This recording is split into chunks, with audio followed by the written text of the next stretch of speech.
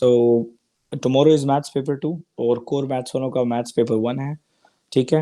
Maths paper 2 में जो है वो 70 मार्क्स होते हैं। The weightage is 35% of total. ठीक है। Number of questions there are 21 to 25 questions are there in the exam. ठीक है। There is maximum 5 mark question. 5 mark का क्वेश्चन जो है वो मैक्सिमम इसमें होता है। ठीक है। टॉपिक्स जो हैं इसमें जो इंक्लूडेड मैंने टॉपिक्स लिखे हैं वो ये हैं, जिसमें नंबर्स है, टाइप्स ऑफ नंबर्स है, ऑपरेशंस हैं। ऑपरेशंस में क्या क्या आता है हमारे पास? ऑपरेशंस में वी हैव बॉड मास। ठीक है। जैसे bracket, division, multiplication, addition and subtraction. ठीक है। फिर then we should know that what a fraction is. Fraction क्या चीज होती है, रिकरिंग डेसिमल फ्रैक्शन क्या है। ठीक है। हमें इन सब के बारे में पता होना चाहिए। Then we have simple mix fraction का पता होना चाहिए। अलजबरा, फैक्टराइजेशन, इनइक्वालिटीज और शेयरिंग। बेसिक कोऑर्डिनेट ज्योमेट्री होती है, मतलब एग्जामिनर आपको मिड पॉइंट का पूछ सकता है, एग्जामिनर आपसे डिस्टेंस फार्मूला पूछ सकता है, इक्वेशन ऑफ द लाइन पूछ सकता है, कॉम्प्लेक्स नहीं होती। Most important topic from paper 2 point of view is trigonometric equation. Trigonometric equation जो है हर साल पेपर में आ रही है। ठीक है। और वो हमने वो सीखी हुई है कि फर्स्ट क्वाड्रेंट में ऑल आर पॉजिटिव, सेकंड में we have sine positive, third में वी हैव tan पॉजिटिव और फोर्थ में we have cos positive. Stem and leaf diagram last year paper में नहीं था, फरवरी मार्च में भी नहीं था, मोस्ट प्रोबेबली आपके पेपर में आ सकता है। सिंपल प्रोबेबिलिटी आ सकती है। You should know that what total probability is, and total probability is, we know that total probability is 1। Circles के बारे में एग्जामिनर आपसे पूछ सकता है कि angle in a semi circle is 90। Most probably examiner ने डायमीटर दिया होता है और आपको बताना होता है कि जी 90 डिग्रीज का एंगल कहाँ पे बनेगा। बेसिक मेंसुरेशन पेपर में टेस्ट की जा सकती है। एरिया ऑफ द ट्रेपीजियम जो है वो काफ़ी इंपॉर्टेंट है पेपर 2 पॉइंट ऑफ व्यू से। एरिया ऑफ ट्रेपीजियम आपको आना चाहिए, जो कि अक्सर काइनेमेटिक्स में भी चेक किया जा रहा होता है, डिस्टेंस टाइम ग्राफ वगैरह में। ठीक है। लाइन ऑफ बेस्ट फिट का कॉन्सेप्ट जो है वो इसके अंदर चेक किया जा रहा होता है। एवरीडे मैथ्स में बेसिक जो है, एवरीडे मैथ्स के अंदर जो है वो बेसिक चीज़ें जो है पेपर में इंक्लूड होती हैं। इंडिसेस आपका पेपर में एग्जामिनर चेक करेगा कि आपको पावर्स को मल्टीप्लाई डिवाइड करना आता है कि नहीं। और सिमेट्री को भी एग्जामिनर चेक कर सकता है कि लाइन सिमेट्री, रोटेशनल सिमेट्री किसी शेप की आपसे पूछ सकता है। जो एग्जामिनर की तरफ से 2019 के अंदर बताया गया है कि 2019 का थ्रेशोल्ड जो है वो उसकी तरह का थ्रेशोल्ड जो है वो सेट करेंगे इस दफ़ा 2023 में। तो पेपर 2 के अंदर 2019 का जो ए ग्रेड था वो 55 में था आउट ऑफ 70, और पेपर 4 में it was 108 out of 130। Overall score कुछ इस किस्म का था स्टूडेंट्स का 2019 के अंदर। ए स्टार जो था 183 और अबव था, ए ग्रेड 163 और अबव था, और इसी तरह ई ग्रेड तक आते तक 65 जो थे वो स्कोर थे। मैं भी स्क्रॉल अप कर रहा हूँ, आप लोग सब जो है ये एक पेज पे जल्दी से लिख लें। ठीक है। ताकि आपका अगर कोई क्वेश्चन हो तो उसको हम लोग कर सकें एंटरटेन। ठीक है। एक 2-3 मिनट दीजिएगा ताकि ज़्यादा से ज़्यादा स्टूडेंट्स जो हैं क्लास ज्वाइन कर लें, फिर मैं प्रोसीड करता हूँ। ठीक है। आप लोगों का कितनी देर कोई सर क्वेश्चन है माइक ऑन करके पूछते रहें। पेपर के हवाले सर से आप कोई क्वेश्चन जी? सर आप ये नोट्स ग्रुप में शेयर कर सकते हैं। जी बिल्कुल शेयर होंगे, उसके बाद बिल्कुल शेयर होंगे, डोंट यू वरी। क्लास के बाद जो है ये आपको मिल जाएंगे। ठीक है। अगर किसी बच्चे का नंबर मेरे पास ना हो तो मैं क्लास के एंड पे अपना नंबर शेयर कर दूंगा। आप लोग मुझे मैसेज करें तो आप लोगों को मैं नंबर आपके व्हाट्सएप के ऊपर ये नोट्स भिजवा दूंगा, don't you worry about that. ठीक है। कोशिश करें अपने आप को रिलैक्स रखें क्योंकि सुबह पेपर है बायो का। बायो का पेपर मोस्ट प्रोबेबली 9 बजे स्टार्ट होगा और 10:15 खत्म हो जाएगा। 10:15 से आपने खूब ज़बरदस्त बाहर निकल के कुछ खा पी लें, उसके बाद आप बैठ जाए मैथ्स की प्रैक्टिस के लिए, और फिर पेपर जो है आप अटेम्प्ट करें। जीरो में सा आप कुछ कह रही हैं बेटा? सर डिफ़िकल्टी लेवल क्या होता है पेपर 2 का? बेटा पेपर 2 का डिफिकल्टी लेवल इतना नहीं होता। ठीक है। पेपर 2 में जो है वो ज़्यादा से ज़्यादा क्वेश्चंस जो हैं वो इजी होते हैं, स्ट्रेट फॉरवर्ड क्वेश्चंस होते हैं। अभी हम लोग अभी जब पेपर स्टार्ट करेंगे and then we'll see that कि पेपर में स्ट्रेट क्वेश्चंस कौन से हैं और पेपर में डिफिकल्ट क्वेश्चंस कौन से हैं, तो हम लोग पहले स्ट्रेट अटेम्प्ट करेंगे ताकि हम लोग 50 स्कोर तक पहुंच जाएं। ठीक है। फिर उसके बाद हम लोग 60 और 65 को टच करने की कोशिश करेंगे। ठीक है बेटा? Okay sir. जी। और किसी बच्चे का कोई सवाल? अरीबा बेटा, how are you doing? Good.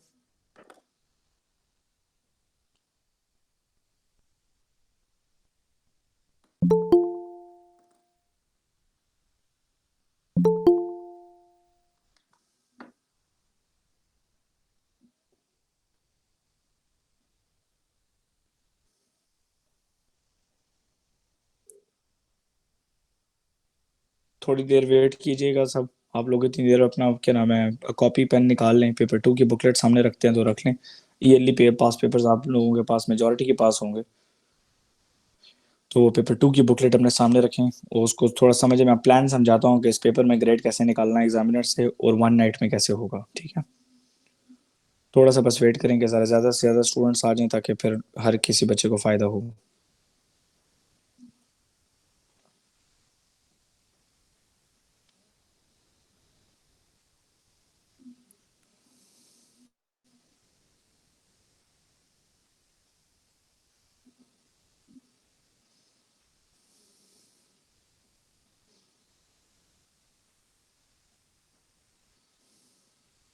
Hamdan, how's your prep going, beta?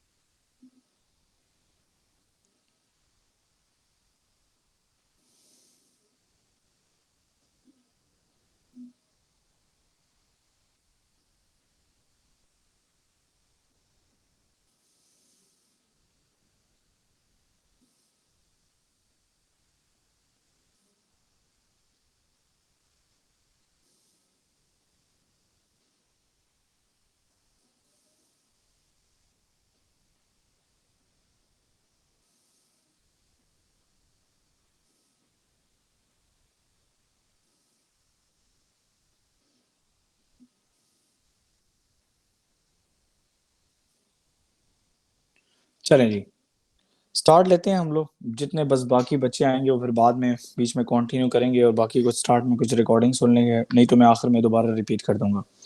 एक दफ़ा रिपीट कर देता हूँ बेटा। मैथ्स का पेपर 2 जो है वो टोटल मार्क्स 70 पे होता है, वेटेज जो है 35% है, नंबर ऑफ क्वेश्चंस 21 टू 25 होंगे, मैक्सिमम 5 नंबर का क्वेश्चन आपको एग्जाम में देखने को मिलेगा।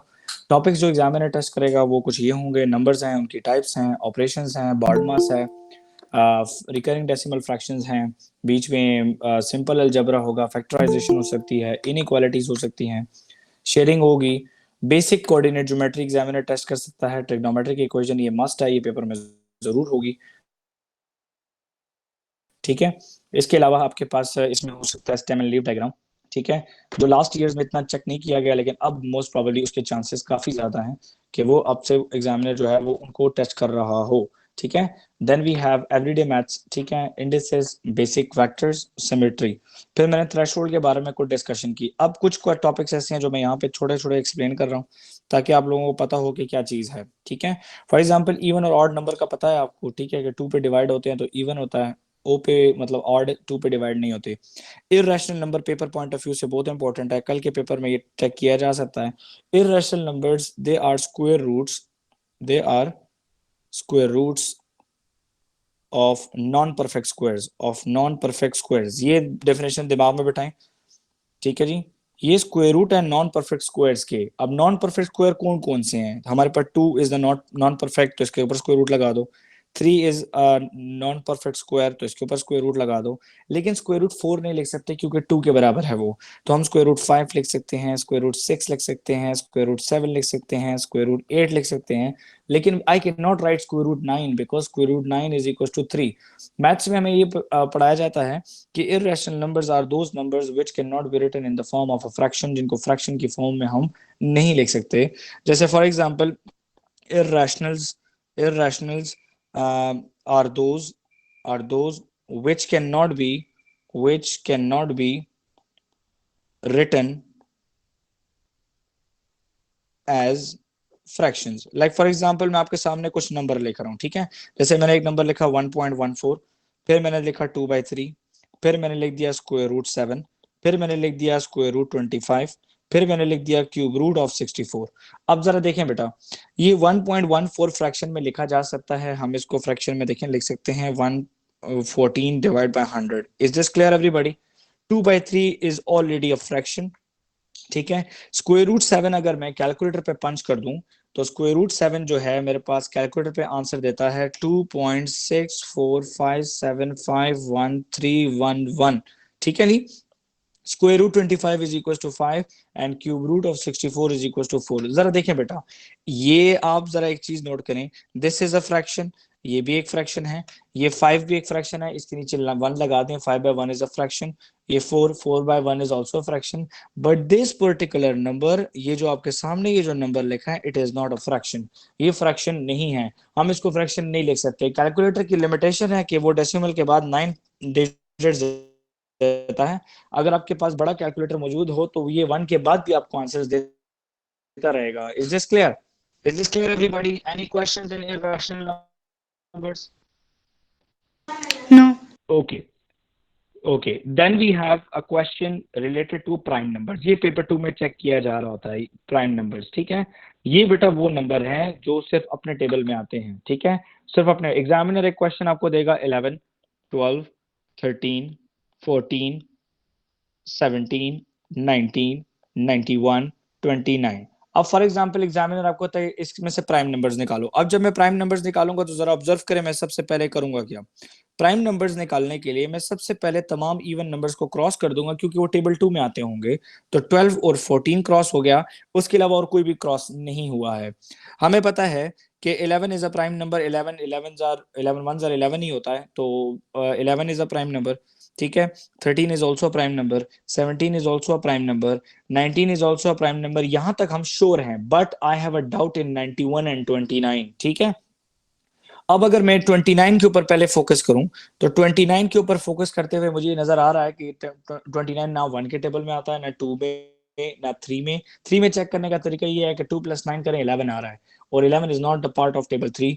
4 इज इवन नंबर तो हो नहीं सकता, 5 भी नहीं है, 6 भी नहीं है, 7 भी नहीं है, 8 भी नहीं है, 9 भी नहीं है, 10 भी नहीं है, 11 भी नहीं है, 12 भी नहीं है, 13 भी नहीं है। यस और नो? क्योंकि 13 3s आर हमारे पास 39 हो जाएगा। 14 इम्पॉसिबल, इवन नंबर है। 15 क्या नाम है इसमें, तमाम 15, 30, 45 ऐसे नंबर्स आएंगे। 16 भी नहीं हो सकता, तो 29 is also a prime number. Now अब हमारे पास एक ही नंबर बच गया, which is 91।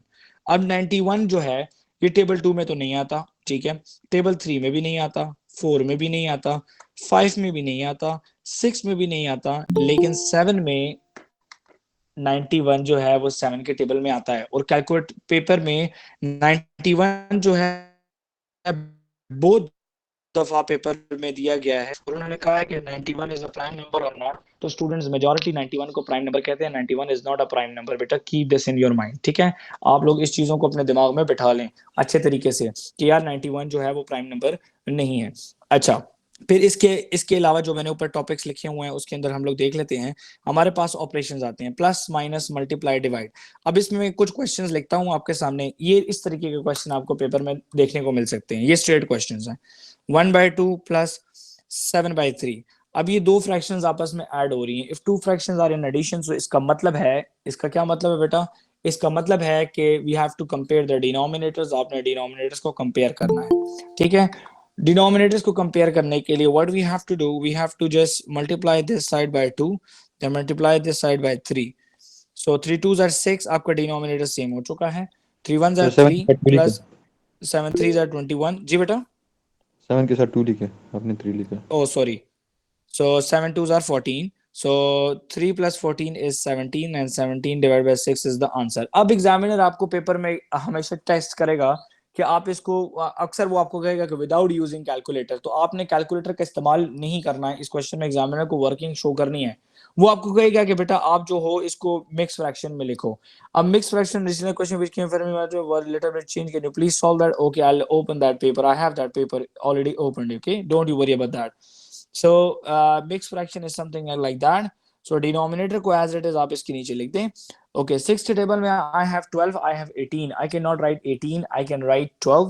So 6 times 2 is 12 and 12 plus 5 is what? It is 17/6। Is this clear everybody? Sir ये तो फिर हम कैलकुलेटर पे भी कर सकते हैं। कैलकुलेटर पे भी हो सकता है, बिल्कुल हो सकता है कैलकुलेटर पे, ठीक है।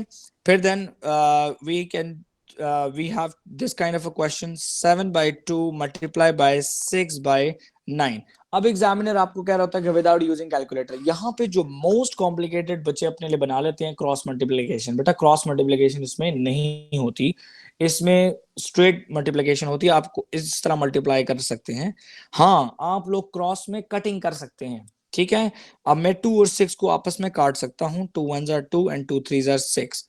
अब मेरे पास क्वेश्चन बन चुका है 7/1 मल्टीप्लाई बाय 3/9। क्या अब मैं 3 और 9 को कटिंग कर सकता हूं? यस और नो? सर कर सकते नो हैं।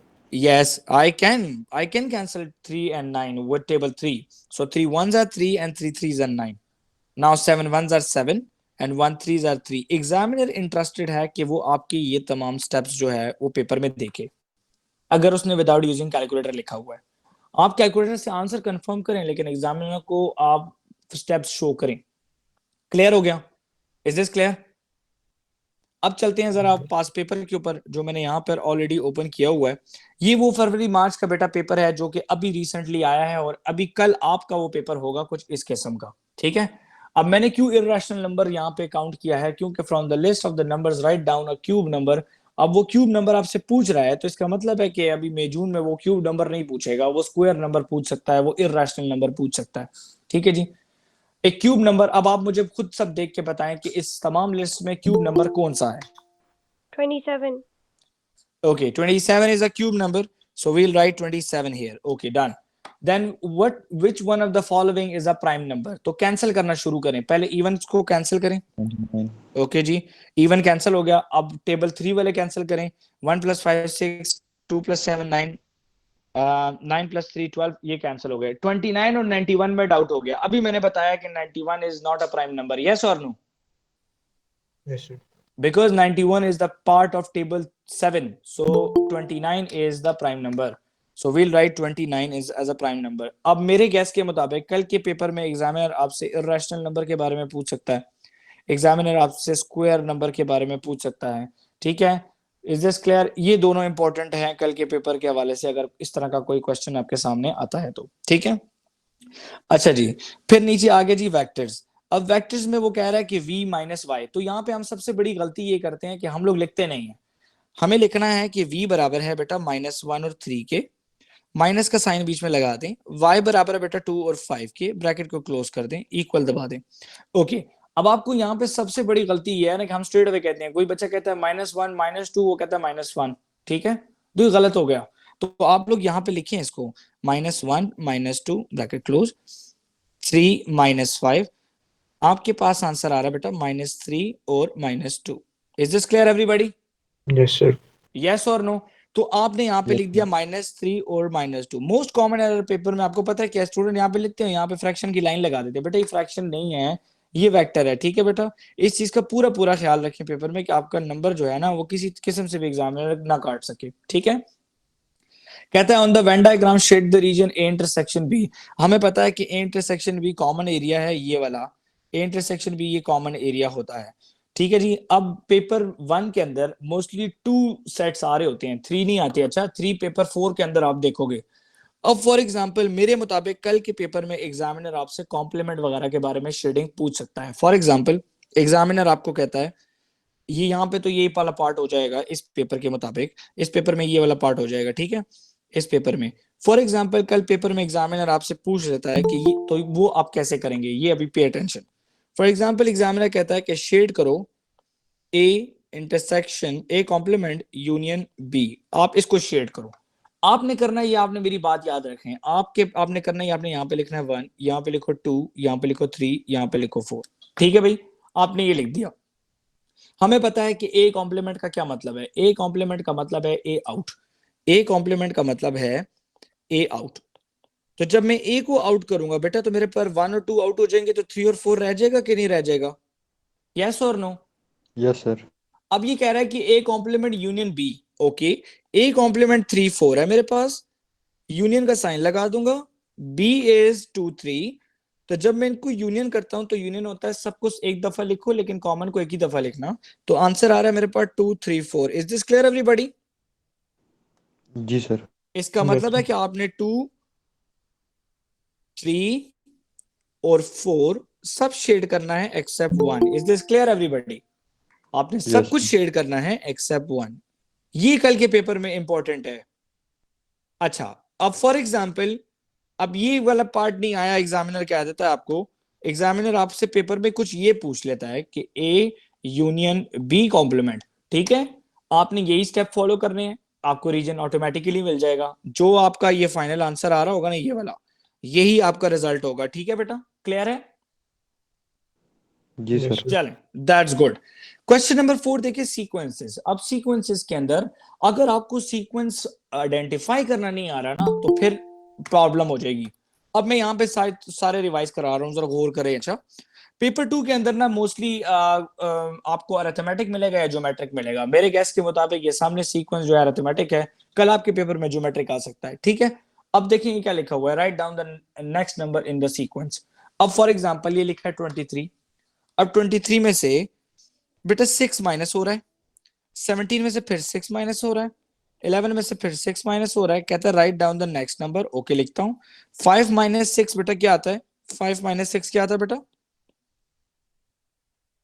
-1 आता है। तो आपने लिख दिया -1, तो ये आपके लिए पीस ऑफ केक था। अब आगे जी nth term of the sequence. अब आपने ये देख लिया कि जब कोई नंबर प्लस या माइनस होता है तो वो अरिथमेटिक सीक्वेंस होता है। First difference. तो अरिथमेटिक सीक्वेंस का फॉर्मूला है an is equal to a1 plus n minus 1 into D. ठीक है जी। अब इसमें d कैसे निकालते हैं? तो d हम निकालते हैं बेटा कैसे? नेक्स्ट डिवाइड बाय प्रीवियस से निकालते हैं ना। d is equal to next divide by previous. अब मैं कहता हूं नेक्स्ट क्या है आपके पास? सॉरी यार, नेक्स्ट माइनस प्रीवियस, थोड़ा मैं कंफ्यूज हो गया। So difference is next minus previous, वो ज्योमेट्रिक का है। नेक्स्ट इज फॉर एग्जांपल 17 और प्रीवियस इज 23। तो देखो -6 आ रहा है कि नहीं काशिफ? आ रहा है कि नहीं बेटा? जी सर, आ रहा है। बस अब वैल्यू लिख प्लॉट करें इसमें। a1 फर्स्ट टर्म को कहते हैं 23 है बेटा, प्लस n माइनस 1, और d जो है -6 है। अब बॉड मास जो है ना, एग्जामिनर टेस्ट करेगा, -6 ब्रैकेट के साथ मल्टीप्लाई करना है। तो 23 -6n plus 6। Is this clear? Arrange करो खाली इसको। तो -6n इधर हो गया, 23 इधर हो गया, प्लस 6, तो 29 आ रहा है। तो आपके पास आंसर हो जाएगा -6n प्लस 29। तो ये आपके पास 2 मार्क्स के लिए अरिथमेटिक आ गया। फॉर एग्जाम्पल यहाँ पे ज्योमेट्रिक सीक्वेंस आ जाए तो क्या होगा? Pay attention. फॉर एग्जाम्पल ये अब कल के पेपर के लिए इंपॉर्टेंट है, हो सकता है आ जाए पेपर में। फॉर एग्जाम्पल लिखा है 2, फिर लिखा हुआ है 6, फिर लिखा है 18, फिर लिखा हुआ है 54। एग्जामिनर कहता है इसका एन टर्म निकालो। ओके जी। अब एन टर्म निकालने बैठा मैं, तो मैंने देखा कि यहाँ पे तो +4 हो रहा है। ओहो, यहाँ पर हो रहा है +12। ठीक है, ये तो काम बड़ा खराब है, जंप बड़ी डबल डबल लग रही है। अब पहले ही चेक कर लो कि कोई मल्टीप्लाई तो नहीं हो रहा नंबर, जरा चेक करें बेटा।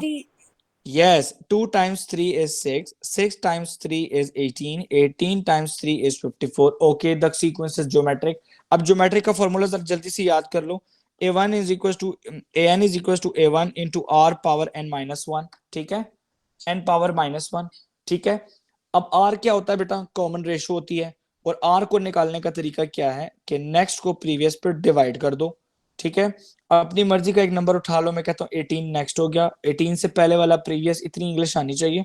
18 डिवाइड बाय 6 इज 3, तो r की वैल्यू 3 आ गई। तो a1 हमारे पास है 2 कॉमा, और सॉरी डॉट, मतलब डॉट का मतलब मल्टीप्लिकेशन, आप क्रॉस भी लगा देते, r की जगह पे लिख दें 3 - 1। तो this is the formula for this sequence. Is this clear everybody? Yes और नो? Yes sir. चलें, that's very good. Okay, I hope कि इस फर्स्ट पेज में मैंने कुछ हिंट्स बता दिए, आप लोग लिख भी सकते हैं इरेशनल नंबर, स्क्वायर नंबर्स के बारे में।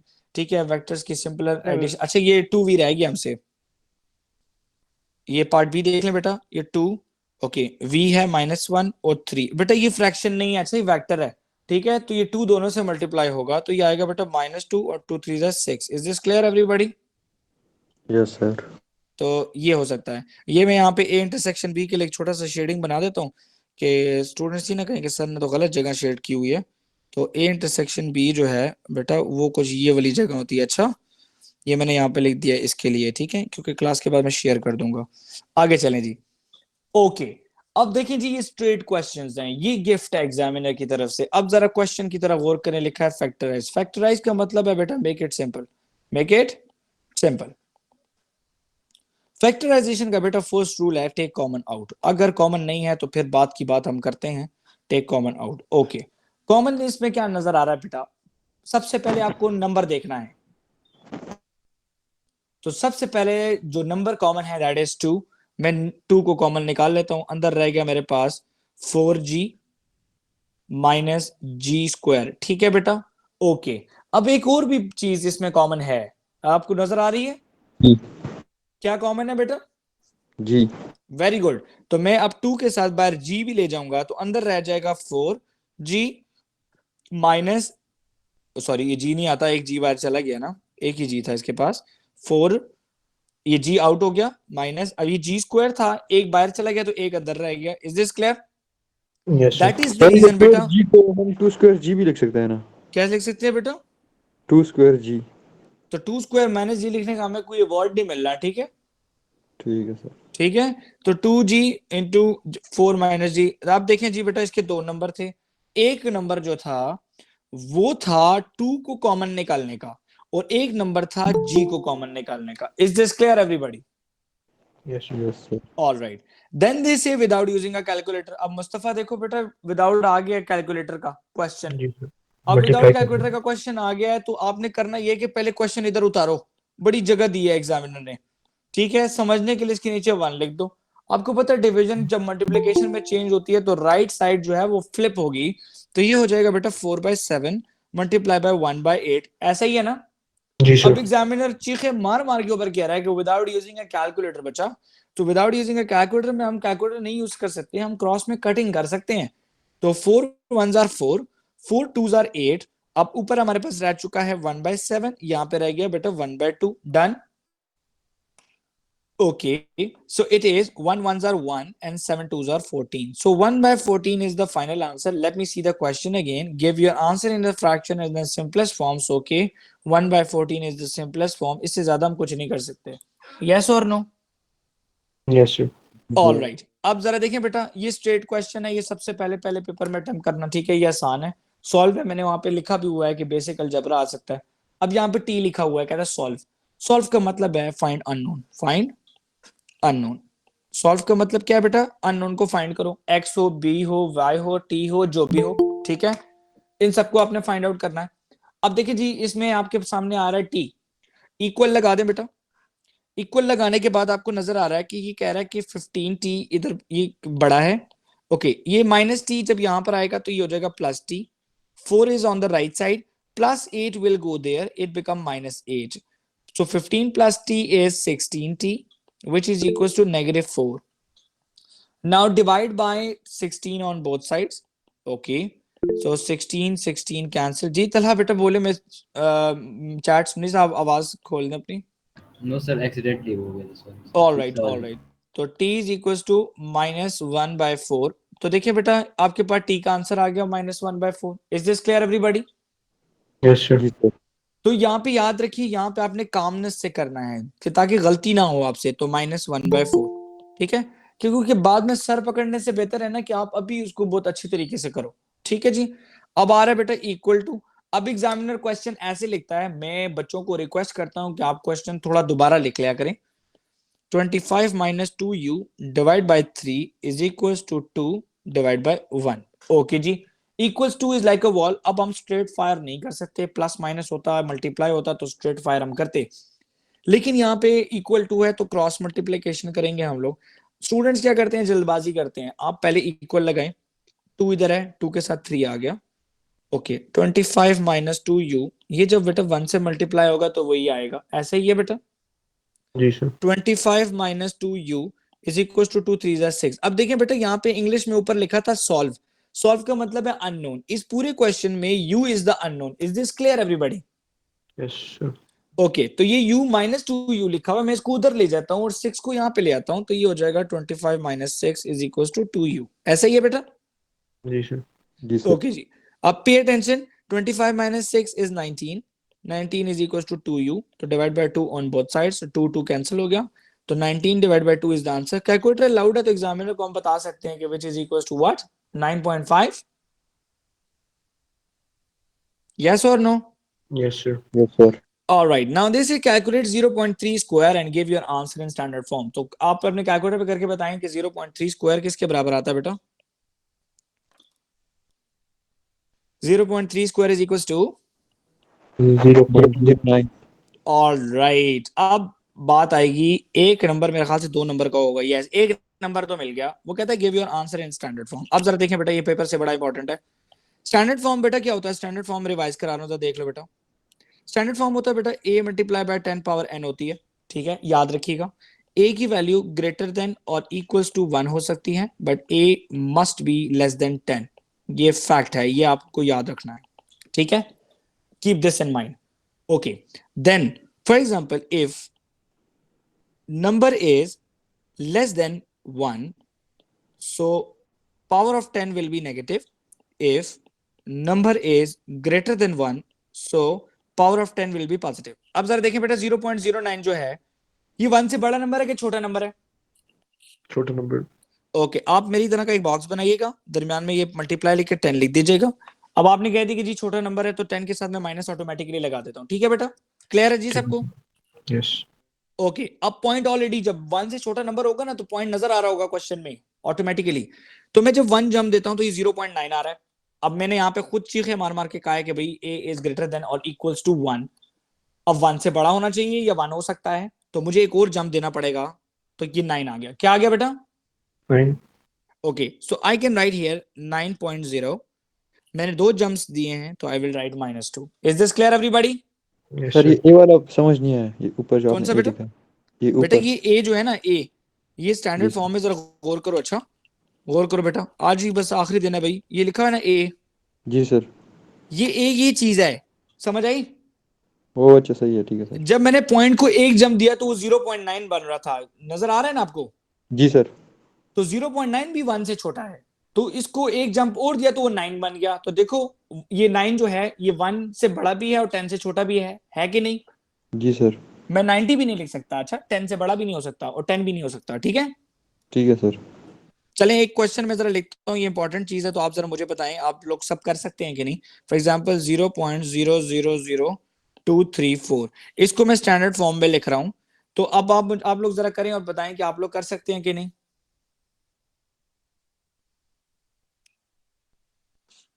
Yes sir.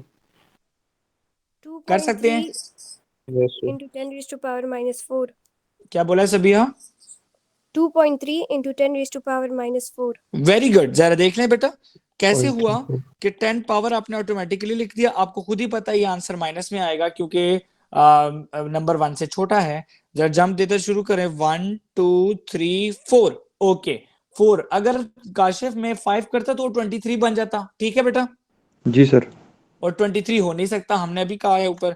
तो 2.34 लिखेंगे क्योंकि नॉन जीरो नंबर है तो इनको लिखते हैं, और 4 जम्प्स दिए हैं तो ये हमारा आंसर हो गया। तो ये हमने आपको सिर्फ और सिर्फ ट्राई करवाया, ठीक है जी? All right, very important from exam point of view, ठीक है जी? इंपॉर्टेंट, कल के पेपर में इंशाल्लाह आप लोग ये देखेंगे, और ये पेपर का सबसे जबरदस्त और लेंथी क्वेश्चन होता है और इसके मार्क्स भी सबसे ज्यादा होते हैं। देखिए यहाँ पे 3 हैं, लेकिन मोस्ट प्रोबेबली आपको 4-5 मार्क्स के भी दे सकते हैं, ठीक है जी?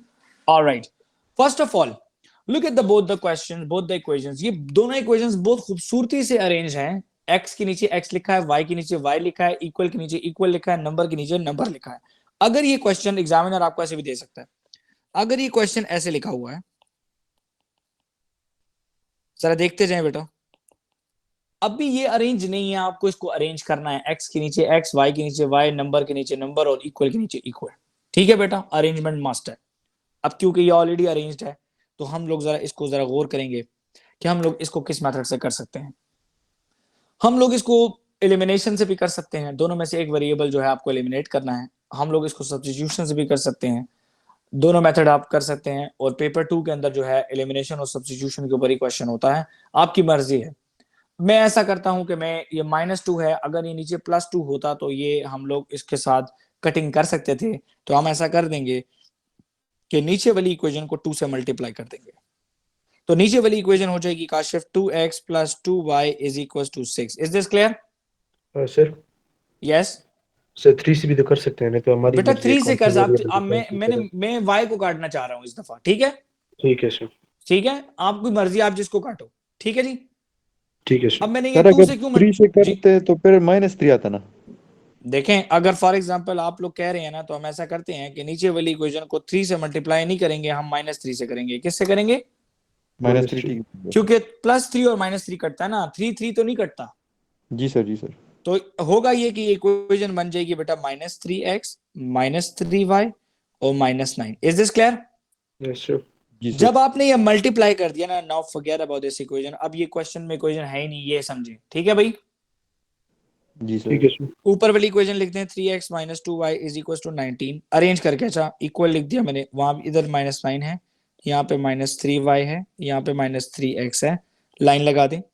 अब मैं इनको ऐड करने के मोड में हूँ, तो 3x - 3x कटेगा, जरूर कटेगा, क्योंकि इसीलिए तो मैंने इनको सेम किया था, ठीक है बेटा? जी sir. -2y - 3y is -6y and 19 - 9 is 10. Agree? Yes, sir. Divide by -6 on sir both sides. 5y नहीं आता? जी बेटा? 5y नहीं आता? Yes, 5y. Five. Thank you. तो it's 5y. एक्चुअली मैं भी बहुत कम सो रहा हूँ, तो इसीलिए, तो -5 कट गया, तो y = -2 is the answer. Is this clear everybody? Yes, जी sir. सर, सर मेरा एक क्वेश्चन है सर। जी बेटा बोले। आपने नीचे -3 से मल्टीप्लाई किया, ऊपर भी तो x से मल्टीप्लाई करना है ना सर?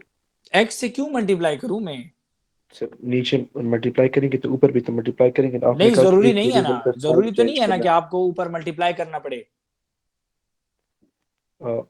तो ये हम देखिए जब मैंने -3 से मल्टीप्लाई किया, देखो मुस्तफा जी इस सर। बात को समझिए बेटा, जी देखिए सर। जब मैंने -3 से मल्टीप्लाई किया तो क्या -3x हो गया?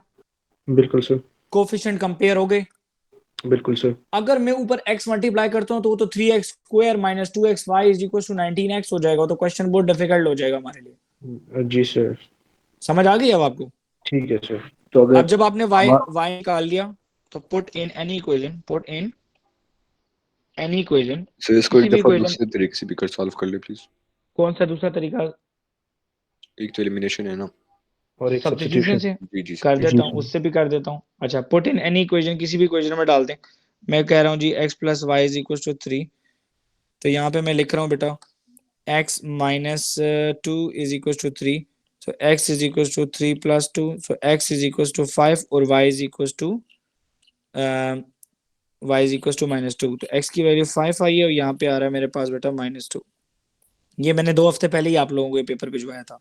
अब फॉर एग्जांपल स्टूडेंट्स कह रहे हैं कि सर इसको जरा सब्स्टिट्यूशन से कर लें, तो सब्स्टिट्यूशन में हम लोग क्या करते हैं बेटा, हम लोग दोनों इक्वेशन में से किसी एक इक्वेशन में x या y को सब्जेक्ट बनाते हैं और दूसरी इक्वेशन में पुट करते हैं।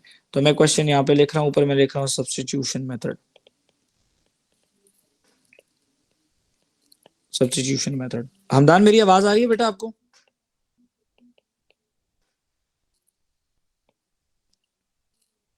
हमदान आपने क्लास लेनी है? अच्छा, आपने क्वेश्चन मुझसे पूछा था और वो क्वेश्चन इसके अंदर मौजूद है। ओके, ये मेरी बेटा इक्वेशन नंबर 1 हो गई, ये मेरी इक्वेशन नंबर 2 हो गई, ठीक है बेटा? अच्छा, दोनों में से एक में हम सब्जेक्ट बनाते हैं, तो हम ऐसा करते हैं कि सेकंड इक्वेशन में सब्जेक्ट बना लेते हैं x को, तो ये हो जाएगा -y + 3। ओके, अब x की जगह आप इस इक्वेशन में ये पुट कर दें, तो आपके पास x खत्म हो जाएगा, तो ये हो जाएगा बेटा 3 × -y + 3। बेटा क्या प्रैक्टिस करेंगे? जरा माइक ऑन करके बोल रहे हैं बेटा, मुझे तो समझ नहीं पड़ी आपने क्या लिखा। सर इसका साइमल्टेनियस इक्वेशन में वो फ्रैक्शंस भी आए हैं ना, क्या है बेटा?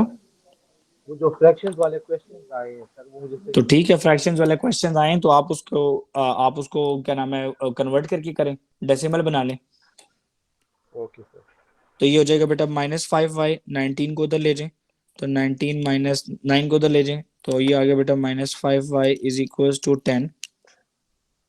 वन लीनियंस टुगेदर, वी भी कर बेटा, पेपर 2 में ये नहीं आती अच्छा ज्यादातर, ठीक है सर जी बेटा? तो y हम देखे -2 आ गया ना आपके पास जी जी।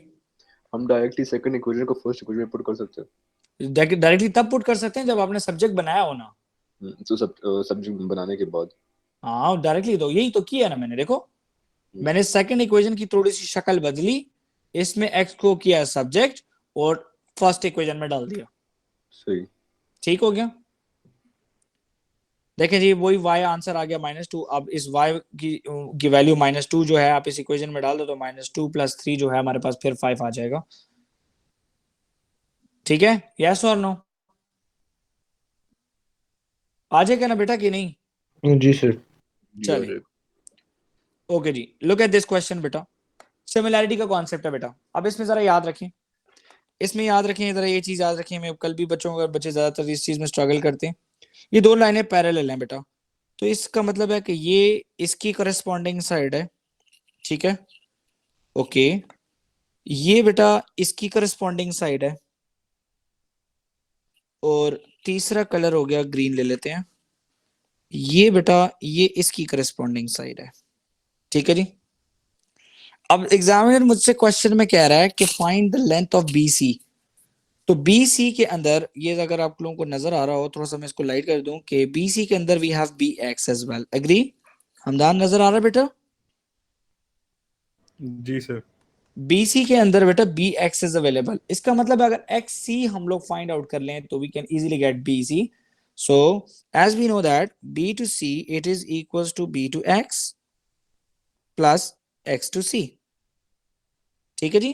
तो हमारे पास BX ऑलरेडी मौजूद है, हम लोग XC फाइंड करते हैं। जरा चेक करें बेटा, XC divide by 2 corresponding side and 7.5 divide by 3। Now 2 will go there and multiplied. So XC is equals to 7.5 times 2 divided by 3. So 15 divided by 3 is equals to 5.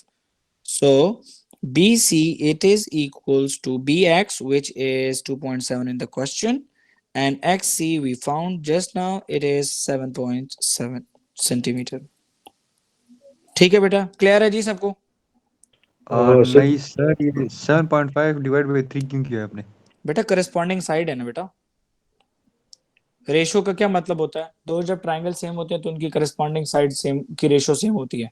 तो इसका ये मतलब हुआ कि हमने ये किया, जरा जरा यहाँ पे देखना बेटा, कि मैंने लिखा कि XC divide by XA and XC belongs to the lower triangle, so that is the reason CD will be in the numerator and in the denominator it will be AB. Is this clear? X A Yes or no? क्यों equal जी किया sir. Sir हमने ratio के? जी जी बेटा। X ए हमने क्यों equal किया इसके ratio के सर? एक्स सी तो ठीक बेटा है। ये याद रखें कि जब when two shapes are similar, so their product the corresponding sides की रेशियो जो है बिल्कुल सेम होती है। जरा मैं एक्सप्लेन करना चाह रहा हूँ, जरा गौर करें। मैं छोटा सा मैं दोबारा बना रहा हूँ कसम। मैंने बेटा ये लिखा है 2, ये लिख दिया मैंने 5, ये लिख दिया मैंने 7। एक और ट्राइंगल मैं आपके सामने बना रहा हूँ, मेरे ख्याल से रात को भी शायद मैंने ये किया था, 4, 10 और 14। अब ये एग्जामिनर कहता है कि प्रूफ करें कि that these two triangles are similar. Okay जी, तो प्रूफ करने के लिए यही काफी है कि ये साइड और इस साइड की रेशो सेम होनी चाहिए। तो जरा चेक करें बेटा, 2/4 क्या आ रहा है बेटा? 1/2 आ रहा है कि नहीं? जी सर। अब जरा देखें, जरा चेक करें। 5/10 करूं तब भी 1/2 आ रहा है। जी सर। ओके, 7/14 करें तब भी 1/2 आ रहा है। जी सर। तो इसका मतलब है कि ये स्केल फैक्टर 2 से इनलार्ज हुआ है। यस और नो? Yes sir.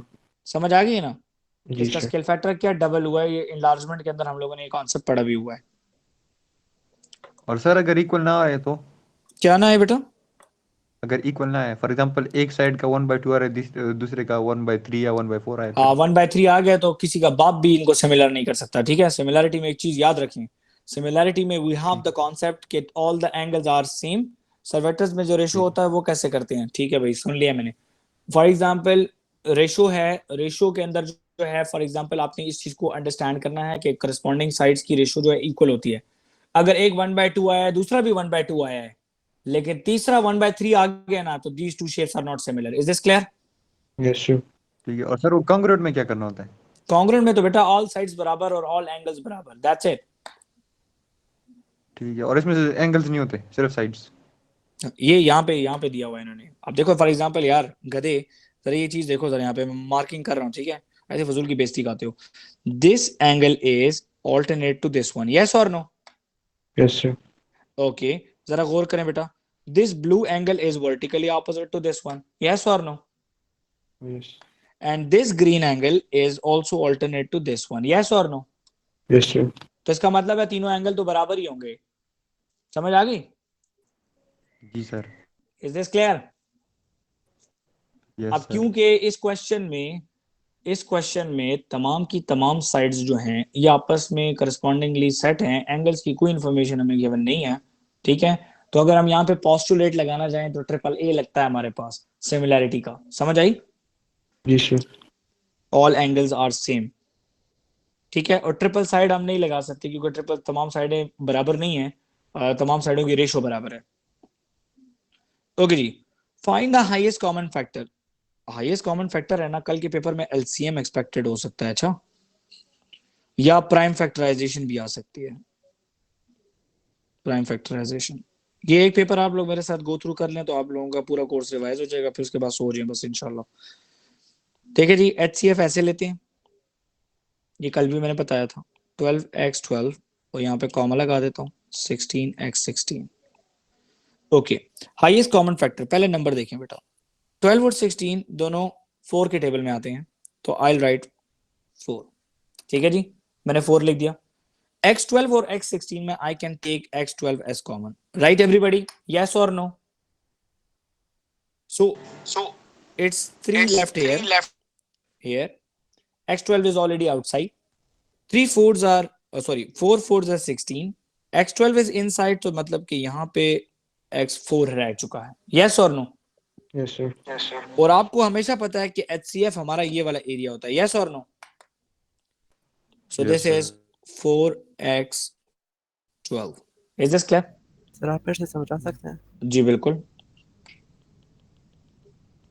देखिए जी, मैं फॉर एग्जांपल अगर मेरे पास इस क्वेश्चन में 12x12 की जगह पे 16 और 12 और 16 होते तो क्या होता, जरा देखें बेटा।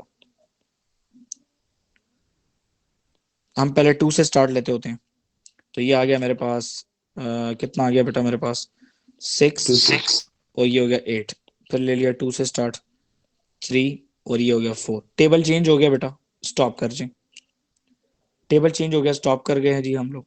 हमारे पास HCF जो है वो 2 मल्टीप्लाई बाय 2 है और LCM यहाँ से लेके यहाँ तक मल्टीप्लाई करते होते हैं, ठीक है।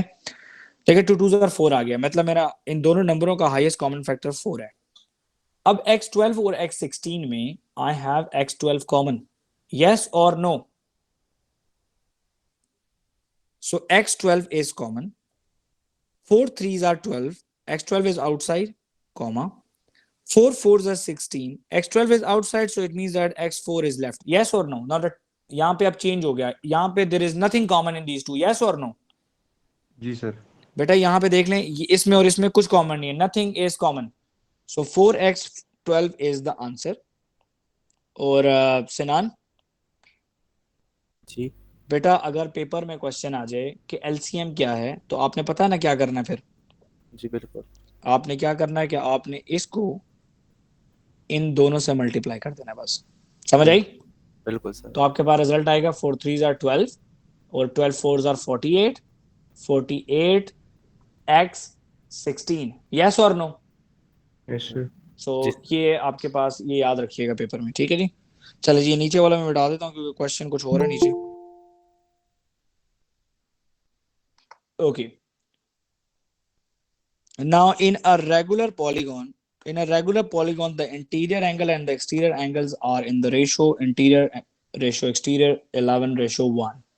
कोई भी एक रेगुलर पॉलीगॉन है, रेगुलर का मतलब है इसकी तमाम साइडें और एंगल बराबर हैं, ये पेपर में इंपॉर्टेंट है, याद रखें बेटा। इंटीरियर प्लस एक्सटीरियर जो है बेटा ये 180 के बराबर होता है, ये फैक्ट है, ये दिमाग में याद रख लें, ये फैक्ट है, याद करें बेटा 2 मिनट के अंदर। इंटीरियर प्लस एक्सटीरियर जो है ना 180 के बराबर होता है, याद करें बेटा जल्दी से।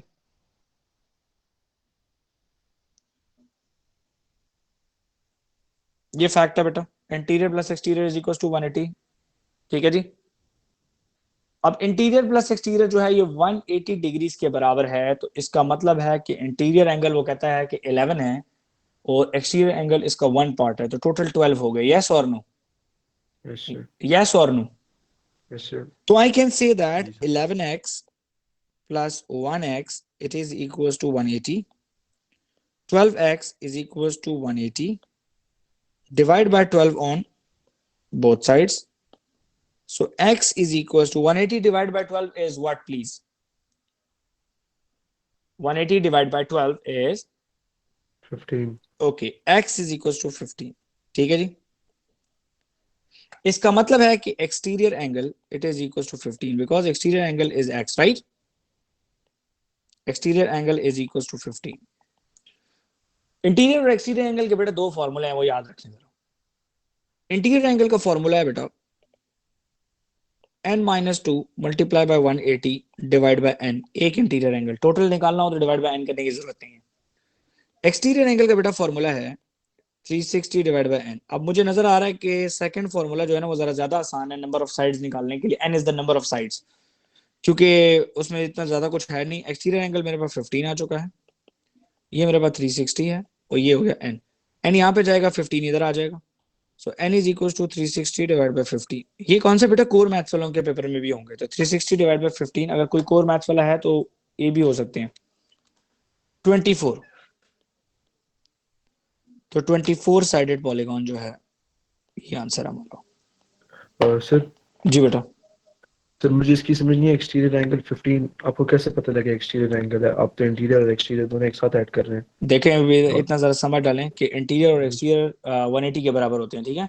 इन्होंने जी सर। क्वेश्चन में बेटा हमें बोल दिया है स्ट्रेट फॉरवर्ड ही कि 11:1 है, ठीक है। ठीक है सर। देखो हमने यहाँ पे किया है ना, डिवाइड बाय 12 नहीं किया, हम स्ट्रेट अवे 180 डिवाइड बाय 12 भी कर सकते थे, समझ आइए। जी सर, तो फिर भी सर समझ नहीं है कि आपको ये कैसे पता लगा एक्सटीरियर 15 है, तो आपने टोटल का सम निकाला है। देखे ना, ये मेरी जान जरा ये देखो, जी सर। ये मैंने लिखा है ना कि 11x, ठीक है, जी sir. Plus 1x is equal to 180, yes और नो?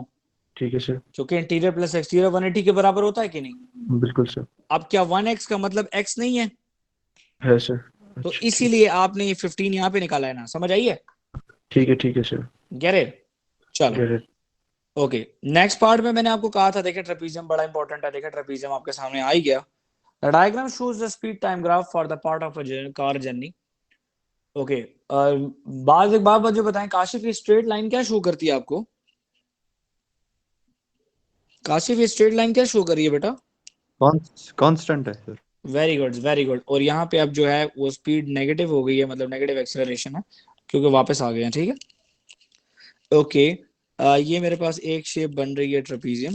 कहता है the diagram shows, okay, calculate the total distance travel during the time. तो इतना याद रखें 10 सेकेंड्स में कि area under the graph is the answer, yes और no? Yes sir. So it's a trapezium. So area is equals to 1/2 into L1 in L1 plus L2 into height. L1 मेरे पास ये है मेरा बेटा, L2 मेरे पास ये नीचे वाली ग्रीन लाइन है, और हाइट मेरे पास ये है, मेरी हाइट है।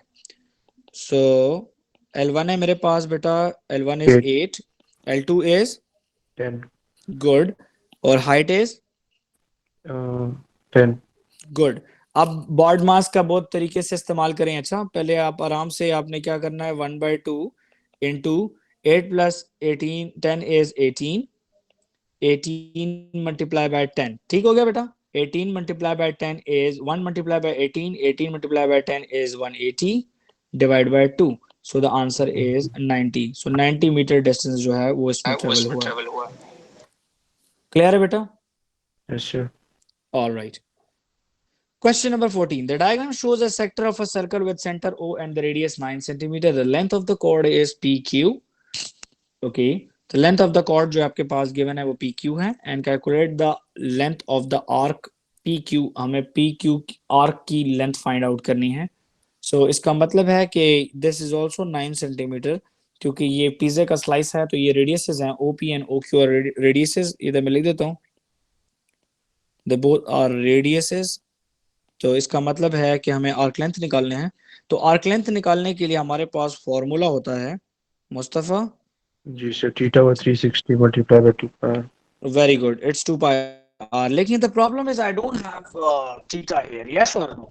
आर्क लेंथ तो है ना सर 6 सेंटीमीटर नहीं इक्वल। है, वो तो Arc- आर्क लेंथ नहीं है बेटा, कॉर्ड की लेंथ है, P2Q गिवन है। पहले इसका एरिया मतलब है I have to use the triangle to find out the angle. जी बेटा? सर काफ़ी जगहों पे 2 पाई आर लगता है और काफ़ी जगहों पे 2 पाई आर प्लस 2 आर लगता है, तो क्यों डिफरेंस वो क्या होता पेरीमीटर है, वो पेरीमीटर होता है बेटा 2R, है? ठीक है। जैसे फॉर एग्जांपल अगर देखें ये O P, इधर मैं ये बना लेता हूँ इस तरह, ये हो गया Q। देखिए ये मैंने एक सेक्टर बनाया है, और वो आपको कहता है कि भाई आप आर्क लेंथ, आप इसका पेरीमीटर बताओ। तो आपको पता है ना कि perimeter is equals to OP plus OQ plus PQ, ऐसे ही है ना। एंड यू नो दिस कि OP and OQ they are radiuses, that is the reason 2R, yes और नो? और Yes. P टू Q के लिए वो फॉर्मूला होता है पूरा theta divide by 360 multiply by 2 pi r। समझ आ गई? Yes. Yes. Okay, now we need to find out the triangle. Okay, जरा मैं ट्राइंगल को साइड पे कर लेता हूँ। ये ट्राइंगल हो गया मेरे सामने, ठीक है। ओके, ये है मेरे पास O, ये है मेरे पास P, ये है मेरे पास Q। This is 9, this is 6, this is 9। तो ये थीटा निकालना मेरे ख्याल से कोसाइन रूल से सबसे ज्यादा आसान है, क्योंकि तीनों साइड एंगल्स हैं हमारे पास। जी सर। तो हम 6 के लिए बनाएंगे कोसाइन रूल। तो ये हो जाएगा बेटा 6 square is equals to 9 square plus 9 square minus 2 into 9 into 9 into cos of Q, cos of O sorry. So calculator पे करें बेटा 6 square minus 9 square divide by minus 2 into 9 into cos O, और फिर आखिर में कॉस इनवर्स ले लें। देखें आंसर क्या आ रहा है बेटा, जरा जल्दी बता दें बेटा, आंसर जरा बता दें। कोसाइन रूल लगाया है इसमें हमने। अभी इस पेपर का थोड़ा सा हार्ड क्वेश्चन था अभी तक का, 14 तक पहुंच चुके हैं हम लोग, 25 टोटल क्वेश्चंस हैं। जल्दी करें बेटा, क्या आ रहा है आंसर? 38.9 cos ओके इनवर्स सो के साथ। ओके, तो theta is equal to 38.9 degree. तो हम लोग यहाँ पे लिख देंगे arc length is 38.9 degree divide by 360 multiply by 2 pi, और आर की वैल्यू है 9। कर लें जी कैलकुलेटर पे जरा, और अब आंसर बता दें। Length of the arc P Q मांग रहा था, ये आंसर है अब हमारा 3 मार्क्स के लिए। वैसे मार्क्स बहुत ज्यादा थे और काम बहुत ज्यादा था इसमें।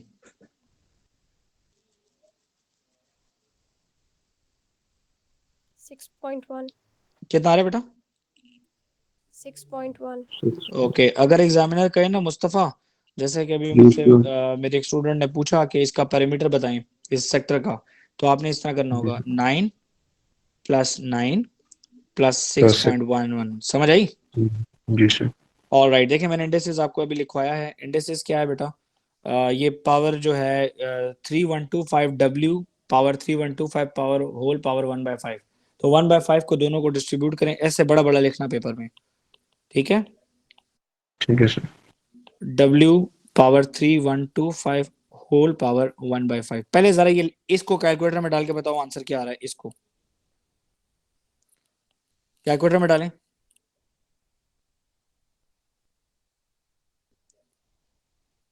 मेरे 5 पास 5 आ रहा है।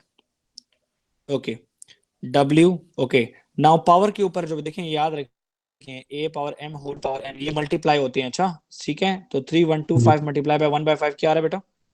Sir 625। So that is the answer. Now ये कह रहे हैं कि y is inversely proportional to x square। तो इनवर्सली प्रोपोर्शनल आया कल के पेपर में, you can see directly proportional as well. दोनों समझाता हूँ।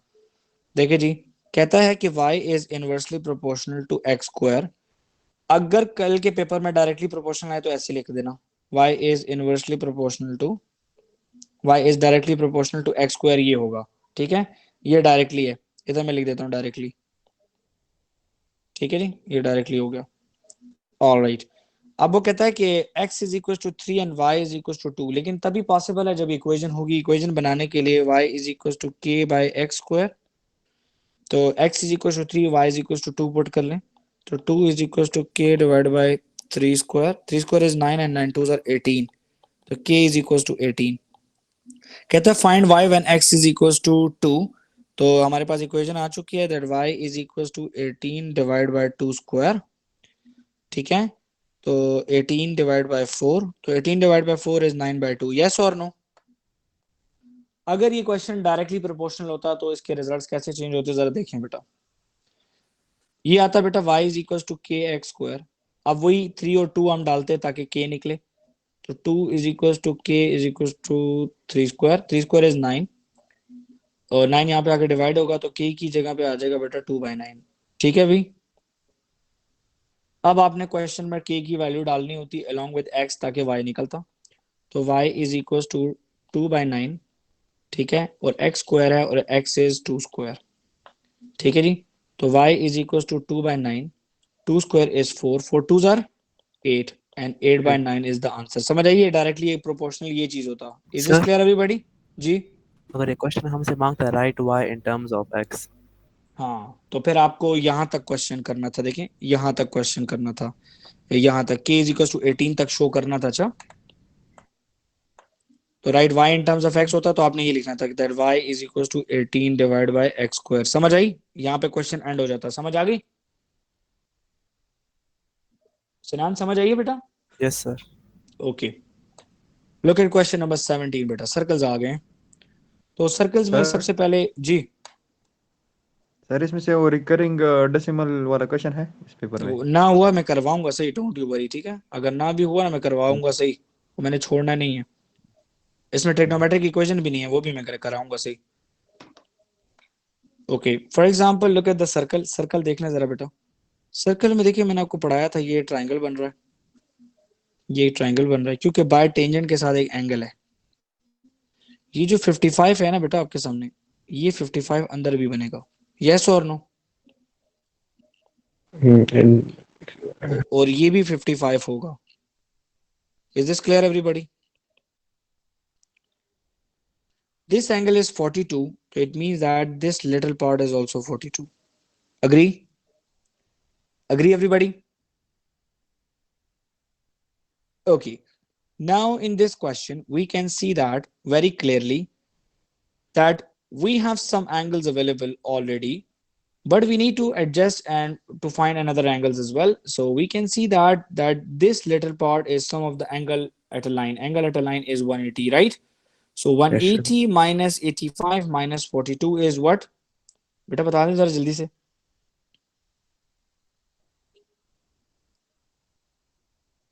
जी क्या आ रहा है बेटा? 53. Okay, it's 53. So I'm gonna write 53 over here. जी बेटा? अगर हम डायरेक्टली 180 माइनस 85 कर ले तो हमारे पास एक मतलब ये वाली पूरी साइड आ जाएगी। तो और नेक्स्ट साइड को भी अगर हम इस तरह फाइंड कर ले तो वो होता है, लेकिन समटाइम्स ऐसा है ना कि जब कॉम्प्लेक्स चीज हो ना तो आप सिंपल सिंपल थ्योरम लगाया करो। समझ आइए? ओके तो सिंपल थ्योरम लगाएंगे ना तो आपको बेनिफिट होगा फिर उसका, ठीक है? Okay okay okay, now pay attention. अब जरा देखें बेटा, ये 55 और 42 नजर आ रहा है, तो इट मींस दैट हम ये भी फाइंड आउट कर सकते हैं। तो 180 माइनस 55 माइनस 42 करें, क्या आता है?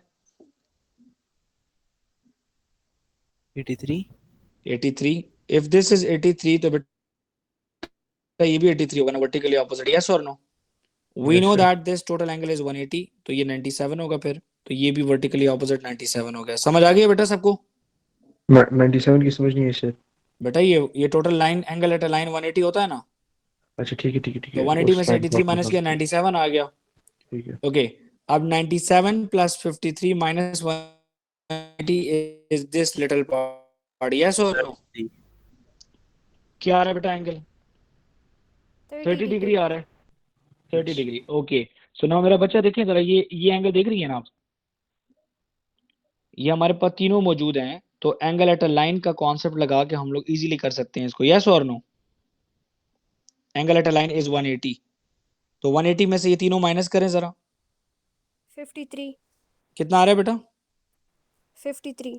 Okay, if this is 53, that is very obvious that sir ये this angle exterior is also angle 53. जो Yes or no? Exterior angle face कर रहा है ओ हाँ बी जी, ए। समझ आ गई ना? सर ये 55 किस तरह, आप जरा रिपीट कर दें सर, इसमें कंफ्यूजन हो रही है। कौन सी बेटा? ये रेड जो मैंने शेड किया हुआ है, जी सर, ये वाला ट्रायंगल ये जरा वो कर दें कि देखें 55 जो में किस पे। मैंने ऊपर जो आपको शेड किया हुआ है ना कि ये 55 है ना बेटा, तो ये भी जी सर 55 होगा, ठीक है? अब देखो ये हमारे पास 53 आया ना ये वाला, जी सर तो देखो ये सामने ये भी 53 लिखा हुआ है कि नहीं? जी सर ये 53 है, तो देखो ये वाला भी 53 है, angle in a same segment. हमारे जी पास सर तकरीबन बिल्कुल। सारे एंगल आ चुके हैं, ठीक है? और बस इन एंगल्स को वन बाय वन आपने नीचे लिखना होता है, ठीक है? क्लियर है बेटा सबको? ठीक है सर। ठीक है सर। ठीक है, ओके। हाँ जी, हमदान मेरा बेटा आवाज आ रही है आपको? जी सर। ओके, ये क्वेश्चन आपने मुझे कल भेजा हुआ था, सॉरी मैं आपका रिप्लाई नहीं कर पाया टाइमली, तो मैंने आज ये पास पेपर में क्वेश्चन देखा तो मुझे याद आ गया। बेटा ये लिखा हुआ है कि two mathematically similar solids have the volume 81 centimetre cube and 24 centimetre cube. अच्छा, फॉर एग्जांपल ऐसा है ना कि मैं ये दो सॉलिड्स में अपनी मर्जी के कुछ सॉलिड्स बनाता हूँ,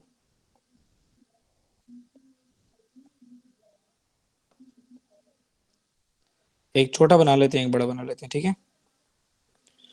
ओके, बड़े वाले का वॉल्यूम है 81, तो मैं कहता हूँ V1 इज इक्वल टू 81 और V2 जो है वो बेटा 24 है। क्लियर हो गया बेटा सबको? जी okay, sir. The surface area of the smaller solid is 44। Okay, इसका सरफेस एरिया मतलब A2 जो है हमारे पास है 44 और A1 इज अननोन, वो हमें नहीं पता। Calculate the surface area of the larger solid, हमें सरफेस A1 फाइंड आउट करना है। फर्स्ट ऑफ ऑल बेटा आप लोगों को अगर फॉर्मूला याद हो तो आपको याद है कि हम लोग V1 डिवाइड बाय V2 जब सिमिलैरिटी से सॉल्व करते हैं तो L1 divide by L2 whole cube होता है। यस और नो? यस और no? Yes yes sir. Sir. Okay, और जब A1 डिवाइड बाय A2 करते हैं तो वो होता है हमारे पास L1 divide by L2 whole square. Yes और नो? Yes sir. इसका मतलब है कि V1 और V2 के ऊपर अगर क्यूब रूट लगाया जाए तो हम लोग A1 और A2 भी निकाल सकते हैं। यस और no? Pay attention everybody. Repeat कर सकते हैं सर? अगर मैं फॉर एग्जांपल इस फॉर्मूले को मैं ऐसे लिख सकता हूं Hamdan, V1 divide by V2 cube root is equal to L1 divide by L2, लिख सकता हूं कि नहीं? जी सर, लिख सकते हैं। Very good. ओके, क्या मैं इस फॉर्मूले को भी ऐसे लिख सकता हूं, square root divide by square root A2 is equal to L1 divide by L2, लिख सकता हूं? Yes sir. जी सर। इसका मतलब है कि L1 डिवाइड बाय L2 जो है ये दोनों आपस में बराबर हो गए ना? यस और नो? यस और नो? यस। Yes, sir. इसका मतलब है कि this is equals to this thing, we got the formula to find A2 is A1, sorry. Yes or no? So we got the formula that cube root of V1 divided by cube root of V2 that is equals to square root of A1 divided by square root of A2. Just values को डाल दें, calculator game है सारी। cube root of V1 which is 81 divided by cube root of 24 which is equals to square root of A1 divided by square root of 44। अब square root 44 उधर जाके multiply हो जाएगा, राइट हमदान बेटा? जी सर। तो ये हो जाएगा बेटा cube root of 81 multiply by square root of 44 divide by cube root of 24 is equals to square root of A1। तो जरा स्क्वायर रूट ऑफ A1 बताएं बेटा क्या आ रहा है यार? कैलकुलेटर में करें, लेफ्ट साइड को डालें कैलकुलेटर में। 9.94. क्या आ रहा है बेटा? 9.949.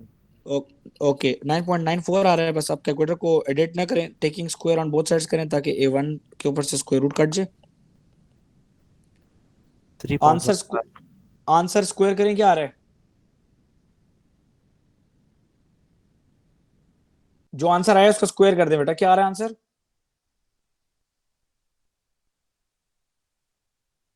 चलो ना यार, सर सिनान क्या हुआ है? 99। 99 इज द राइट आंसर। क्योंकि सिनान आपने जो आंसर बोला है ना वो तो इस स्मॉलर से भी कम था, क्योंकि स्मॉलर का 44 है तो लार्जर का कम से कम इससे ज्यादा होना चाहिए ना? यस और नो? हमदान बेटा समझ आ गई बेटा क्वेश्चन की? जी सर सर। मैं एक क्वेश्चन करूं? जी बेटा बोलो। सर अगर हमें हमसे इधर वॉल्यूम मांगे तो हमें फिर एरिया दिया होगा। अगर देखो हम लोगों को टिपिकली आज तक यही सीखा गया है ना कि V1 divide by 2 is equal to L1 divide by L2 whole cube होता है, ऐसे ही है ना? लेकिन इस क्वेश्चन में sir. We don't have the L, मतलब length of the side available है ही नहीं। यस और नो? Yes sir. मैंने क्या किया, ये ऊपर आपके सामने ये पूरा एक फॉर्मूला आपको नजर आ रहा है। एक मिनट जरा मैं शेड चेंज करूंगा, थोड़ा सा मैं लाइट करता हूँ इसको। ये फॉर्मूला आपको नजर आ रहा है, ये वाला? जी सर। इसको मैंने ट्रांसफॉर्म किया इस फॉर्मूले में, कोई इतनी बड़ी लॉजिकल साइंस नहीं थी, क्यूब रूट ले लिया खाली बस। यस और नो? हमें इस फॉर्मूले का भी पता है, हमने इसको भी ट्रांसफॉर्म किया। जी। फिर हमने खुद ही देख लिया कि यार ये दोनों आपस में बराबर हो गए हैं। यस और नो? जी सर। तो इसका मतलब है कि left hand side is equal to left hand side, ये दोनों सर्कल्स भी आपस में बराबर हैं। हमने फॉर्मूला बना लिया अपने लिए यहाँ पे। सर और हम वॉल्यूम को हमेशा क्यूब लेंगे ना? क्या चीज? वॉल्यूम को हमेशा क्यूब रूट के अंदर लेंगे ना। बट यस बेटा, क्योंकि volume is a cubic quantity, ठीक है, and area is a square quantity. चलो जी, क्वेश्चन नंबर 19 पे आ जाए। Question number 19, find the values of x when 6x plus y is equals to 10 and y is equals to x square minus 3x plus 10. All right. Equation मेरे सामने लिखी है, लेकिन equation of the line जो है ना, मैंने आप में से किसी को भी ये नहीं पढ़ाई। वो y is equals to mx plus c होती है, लीनियर है। तो मैं जरा सब्जेक्ट मेकिंग कर रहा हूँ इसमें। ये मैं कर रहा हूँ y is equals to minus 6x plus 10। ठीक है जी, any problem anyone? And Hamdan बेटा y is equals to x square minus 3x plus 10, ऐसा ही ना बेटा? जी सर। हमदान बेटा ये जो क्या हुआ बेटा, क्या कहा आपने? समझ नहीं आई सर इसकी। y is किस equal चीज to की minus, समझ नहीं आई? मैंने y is equals to mx plus c के 6x को खाली वहां पे लेकर गया हूँ अच्छा माइनस हो गया, ठीक है सर। जी। अब ये देखें जी, ये हमारे पास u बनता है, इसका graph x square minus 3x plus 10 का, यस और नो? और लीनियर लाइन कुछ ऐसी होगी कि नहीं हमदान? क्योंकि -6 है ग्रेडियंट। जी सर। ठीक है, ये लाइन इंटरसेक्ट करेगी इन दो पॉइंट्स के ऊपर। इसका मतलब है at these 2 points this line is equal. So इसका मतलब है y is equal to y करना है। One y is equals to minus 6x plus 10 and another y is equals to x square minus 3x plus 10. मतलब curve is equals to line. Is this clear? Yes or no? Okay. Can I cancel plus 10 with plus 10?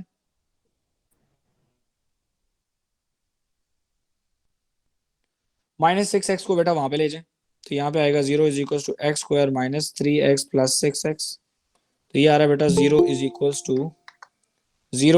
to x square plus 3x. Now in this case beta x is common, so it is x plus 3. So I got two answers. The one of the answer is that x is equals to 0 and another answer is that x plus 3 equals 0. So x is equals to minus c. So इसका मतलब बेटा -3 वाला जो point है ना, वो कुछ यहाँ पर होगा, एंड ये वाला जो पॉइंट है ना, ये that can be the origin. इसको ये ओरिजिन हो सकता है। Is this clear? So we can write two answers. तो हमेशा याद रखें, नेगेटिव आंसर को इस तरफ लिख दिया करें और ये 0 इधर लिख दिया करें। अगर आप आगे पीछे भी लिखते हैं को it doesn't matter at all. Is this clear everybody? Yes और नो? चलें जी, next questions. Find the nth term of each of the sequences. चलें जी, जरा मुझे बताएं कि व्हाट्स गोइंग ऑन इधर, यहाँ पे क्या हो रहा है? What kind of sequence is this? What kind of sequence is this? Sequence. What is the sequence? Cubic sequence. Okay, it's a cubic sequence. Okay, cubic sequence जरा बताएं बेटा, क्या होता है बेटा cubic sequence? 1 8 8 7 1 8 64 27 64 125। लेकिन बेटा यहाँ पे तो 1 की जगह पे -1 लिखा हुआ है, 8 की जगह पे 0 लिखा हुआ है, 27 की जगह पे 7 लिखा हुआ है। क्यूब -1। क्या चीज? n cube -1। ओके जी, आपका बिल्कुल, हम आपको बिल्कुल एंटरटेन करेंगे। अभी आप जरा देखें बेटा प्लीज। अगर ये 0 से स्टार्ट होता है, आपको याद आया फॉरवर्ड शिफ्ट बैकवर्ड शिफ्ट वाली क्लास मेरी? ठीक है, ये क्यूबिक सीक्वेंस से कुछ मिलता जुलता है, लेकिन इसका फॉर्मूला भी हमें निकालना है। 0 1 8 27 64 125। What is the formula for this sequence now? What is the formula for this sequence now?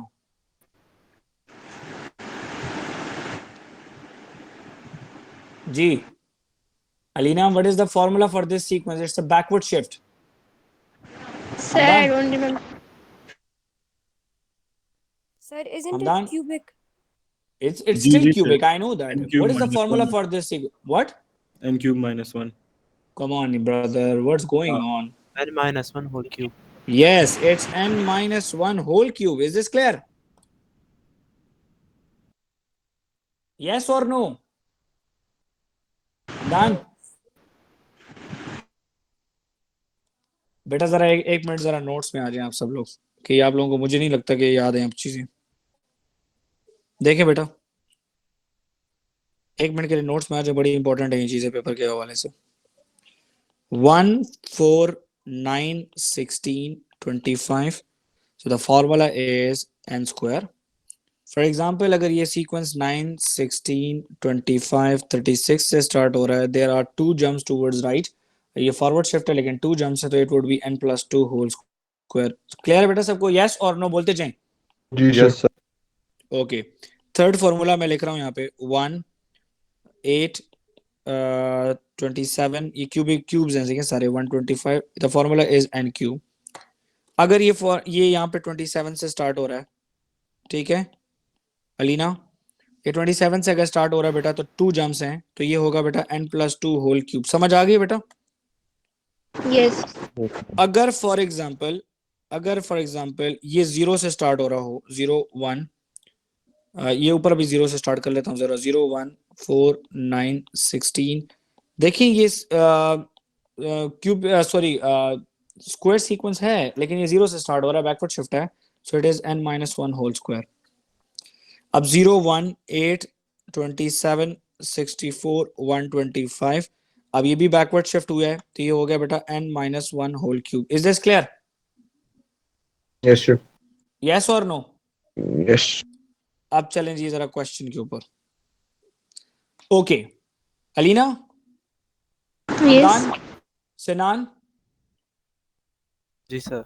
मेरे बेटा ये देखें, ये 0 लिखा है लेकिन ये -1 लिखा है, ये 1 लिखा है लेकिन ये 0 लिखा है, ये 8 लिखा है, ये 7 लिखा हुआ है, ये 27 है, ये क्या है बेटा 26, ये 64 है, दिस इज 63, तो can I say that it is n minus 1 whole cube 1। Is this clear? Yes is this clear everybody?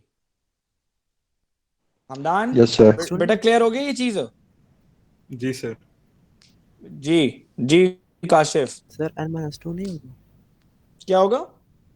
n minus 2 whole cube minus 1। ओहो, देखिए जी, आप एक चीज जरा समझ डाल दें कि एक तो ये फॉरवर्ड बैकवर्ड शिफ्ट थी, ठीक हो गया बेटा, n minus 1 होल क्यूब वाले सीक्वेंस में और इस सीक्वेंस में सिर्फ -1 का फर्क है, हर नंबर एक डिजिट माइनस में है। यस और नो? यस और नो? Yes sir. समझ आ गई अब आपको कि नहीं? चलें जी। यस सर ओके हमदान बेटा, what is the second sequence? Second sequence क्या हो रहा है बेटा?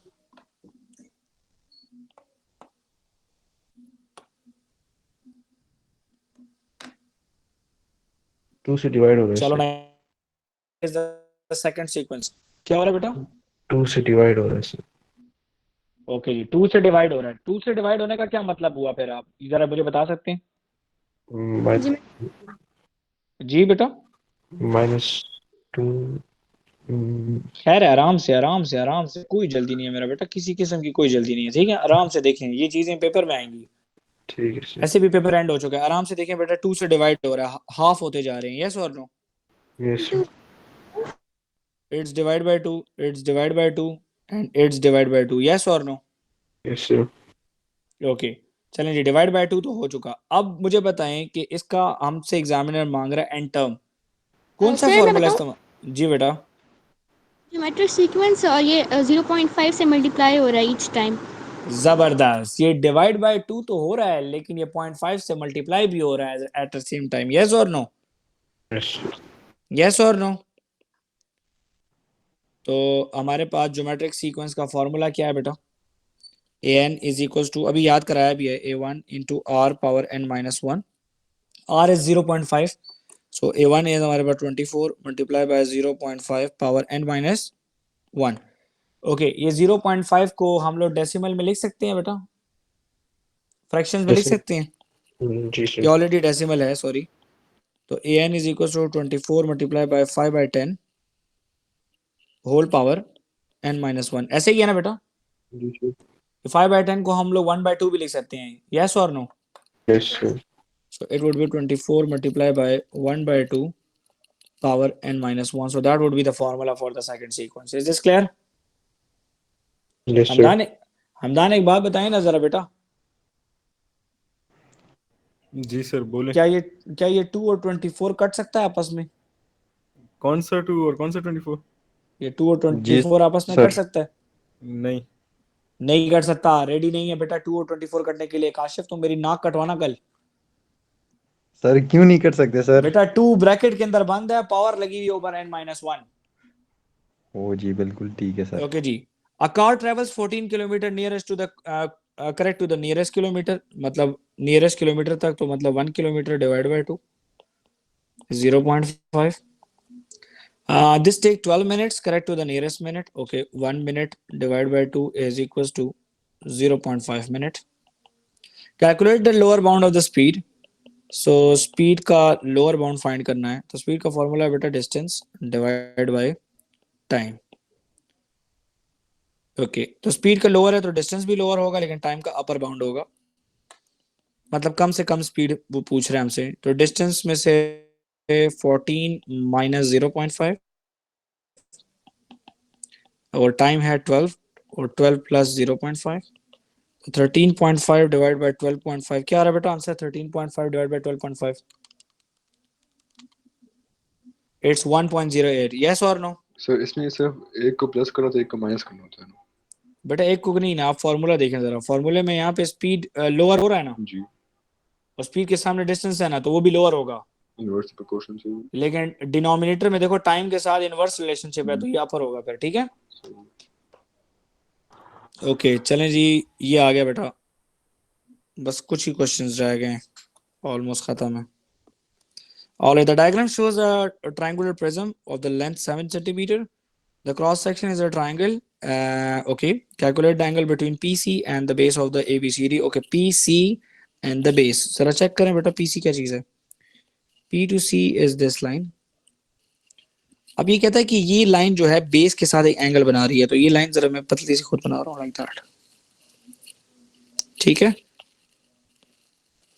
अब ये एंगल बनाएगी बेस के साथ, और बेस के अंदर हमें चाहिए यहाँ पे एक hypotenuse. Is this clear everybody? Yes और no? So first of all let's find out x. हमें एक्स को निकालना है, और ये पाइथागोरस थ्योरम से हम लोग निकाल लेंगे, राइट अरबाब? 7 और 5। So x hypotenuse square is equal to 7 square plus 5 square. So x square is equal to 49 plus 25। So 49 plus 25 is equal to what बेटा? 74 के 64? 74। स्क्वायर रूट लेना बेटा, स्क्वायर रूट लेके बताएं बेटा। x is equals to 8.6 8.6 what? 8.60 60? Yes, 2325. Okay, for example 8.60। अब हमें वो एंगल निकालना है, ये x डिग्री। तो अब मैं इस ट्रायंगल को दोबारा आउट करूंगा। एक ट्रायंगल मैंने बना लिया यहाँ पे, तो ये मेरे पास अननोन है, ये मेरे पास है AC। AC x के बराबर था, हमने निकाल दिया 8.60 एंड दिस इज 4 सेंटीमीटर। तो एंगल इज केस, एंगल के सामने है हमारे पास perpendicular and this is base. So cos से कर सकते हैं। So cos x is equal to perpendicularly brown hair, तो बे सॉरी कॉस से नहीं होता, कॉस से नहीं होता, because it's perpendicular and this one is base. So tangent tan x से होता is sir. Equal to perpendicular divide by base. Inverse लेके बताएं बेटा क्या आ रहा है? टेंजेंट इनवर्स ऑफ 4 बाय 8.6, तो क्या आ रहा है?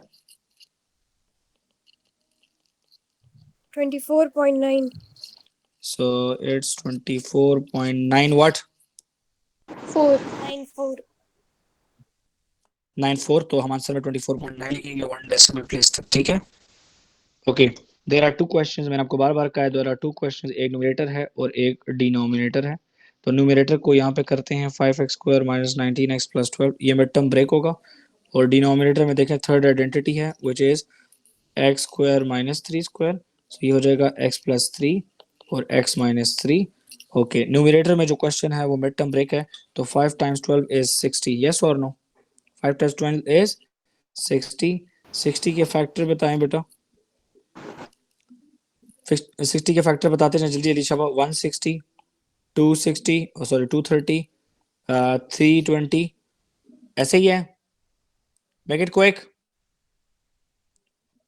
ओके 4 पे बताएं 4 into 15 is 60. Yes, 4 plus 15 is also 19. Yes or no, everybody?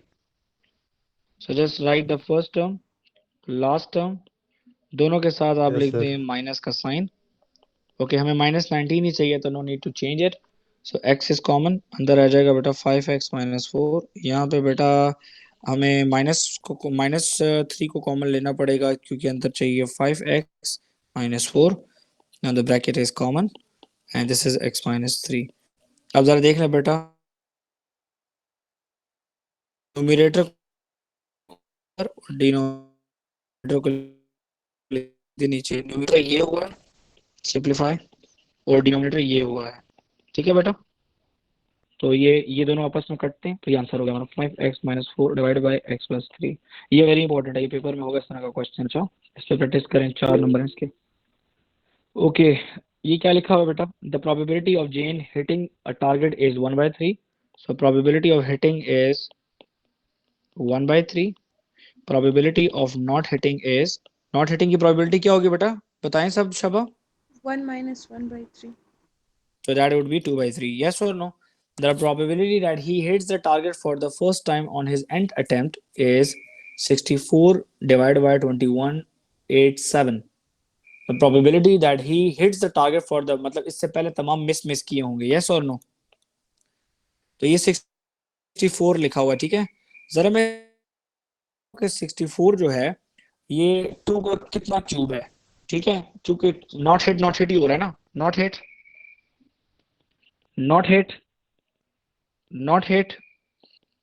Not hit देखिए मुझे ऊपर 64 चाहिए. नॉट हिट 2 2 जार बेटा हरी आप 2 2 जार 4 4 4 2 जार 8 4 8 2 जार 16 16 2 जार अरे 32 दूसरी बात एंड 32 2 जार 64 64 ओके अब यहां तक मिस हुआ. अब मैं यहाँ पे कहता हूँ हिट हो गया. यस और नो? 8 yes तो 64 मल्टीप्लाई बाय 1 इज 64. अब जरा नीचे चेक करें, नीचे 3 3 3 3 3 3 3 तो 3 पावर 7 क्या आ रहा है बेटा, जरा चेक करें कैलकुलेटर में. 3 पावर 7 इज 2187 और नॉट. जी yes सर sir सही it है. is okay so it's the 7th attempt. Yes और नो? जी सर. 7वीं अटेम्प्ट के ऊपर इसने हिट किया है. Last question. f inverse of x is equal to x cube plus inverse plus 1. So कहता है कि आप इसका इनवर्स निकालें. इनवर्स के 4 स्टेप्स हैं. पहला let x is equal to let f of x is equal to y कि y के बराबर है.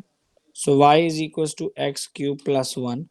सेकंड स्टेप है बेटा make x the subject. Make x the subject, x को सब्जेक्ट बनाना है मतलब बॉस बनाना है. पहले 1 को इधर लाओ. 1 - 1 is equal to x. x के ऊपर क्यूब लिखा है, मैं यहाँ पे क्यूब रूट लिख सकता हूँ बेटा, लिख सकता हूँ कि नहीं.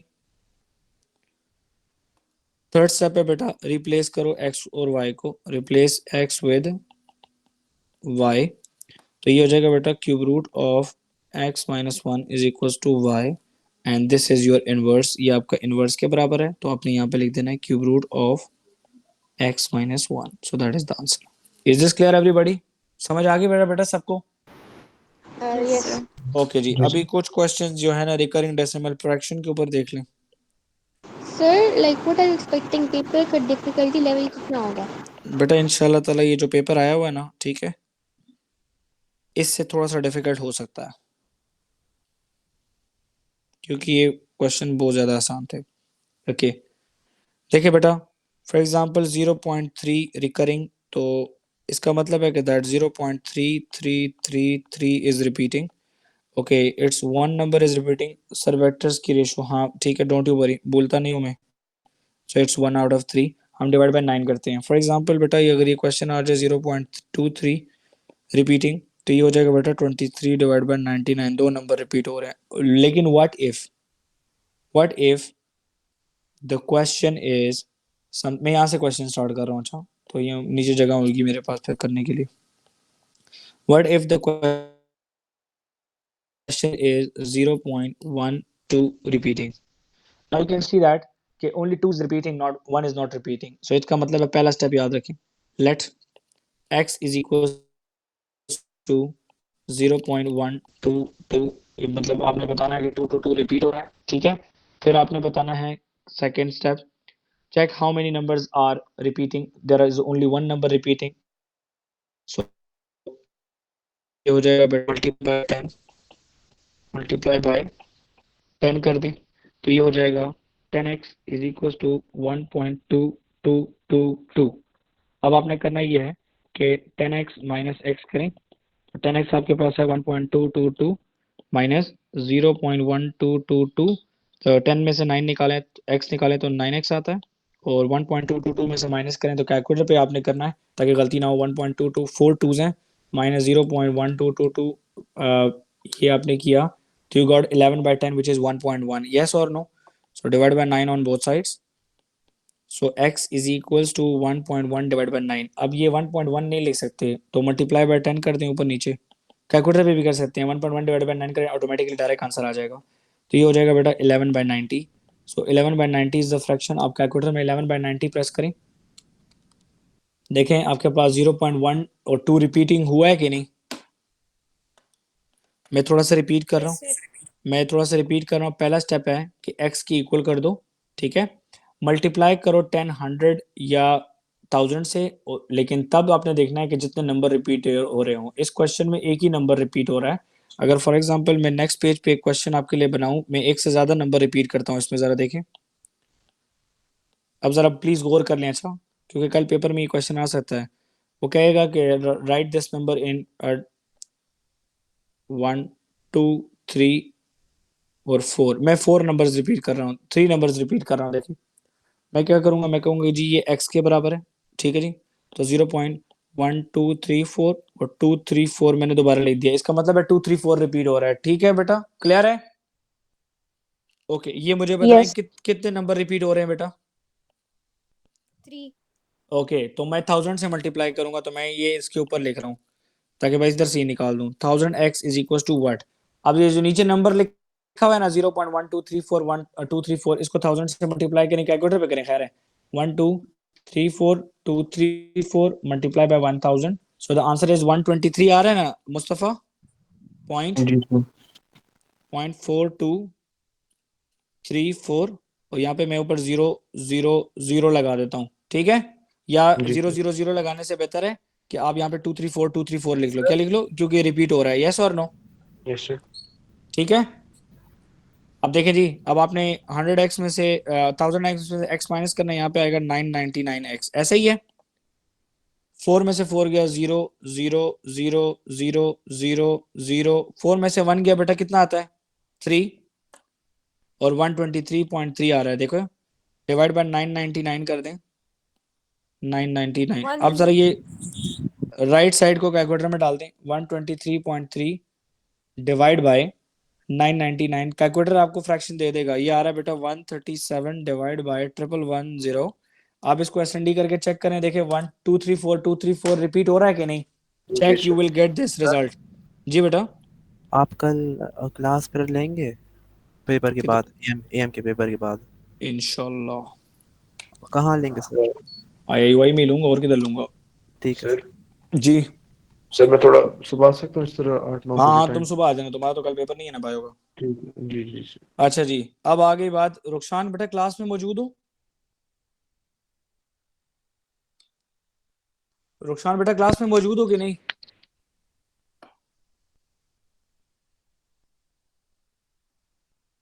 मेरे ख्याल से रुखसान क्लास में नहीं है, राइट? जी सर हूँ। तो फिर बोलो ना यार। ऑलराइट रुखसान, मेरा बेटा जरा समय डालें, जरा ये रुखसान का क्वेश्चन था कि सर वेक्टर्स की रेशियो जरा बता दें, ratio of vectors, ratio of vectors. बेटा जरा ये देख लो बेटा, फॉर एग्जांपल ये मैं कहता हूँ कि ये ए है, ये बी है, ये सी है। अगर मैं रुखसान आपको कहता हूँ कि ए रेशो ए बी, ये आपके पास है 2:5, क्या है बेटा?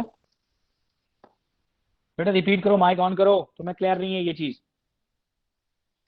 2:5। ओके, क्या है बेटा? 2:5 है। Is this clear? इसका मतलब sir. है कि A to B is total 5 parts. कितने पार्ट्स हैं? 5। 2 3 4 5 क्लियर है बेटा and A to C is 2 A to C is what 2 A to C is how much 2 okay so can I write it's 2 you should write 2 out of 7 no it's 2 out of 5 oh A okay to so B it's total A is to 5 B. Okay okay यही मैं confuse कर रहा हूं तुम्हें समझ आई है अब A to B Yes. Total 5 हैं जब A to C 2 है तो C to B कितने होंगे 3 गुड समझ आ गई yes sir sir वो लेकिन parallel what lines if के जो ratios what होते हैं if ना कि like what लेकिन what if let me just change the scenario for you ठीक है मैं सिनेरियो थोड़ा सा चेंज कर रहा हूं ठीक है अब मैंने सिनेरियो थोड़ा सा चेंज कर देना जरा गौर करो A to C अब मैं यहां पे लिख रहा हूं C to B क्या लिखा है बेटा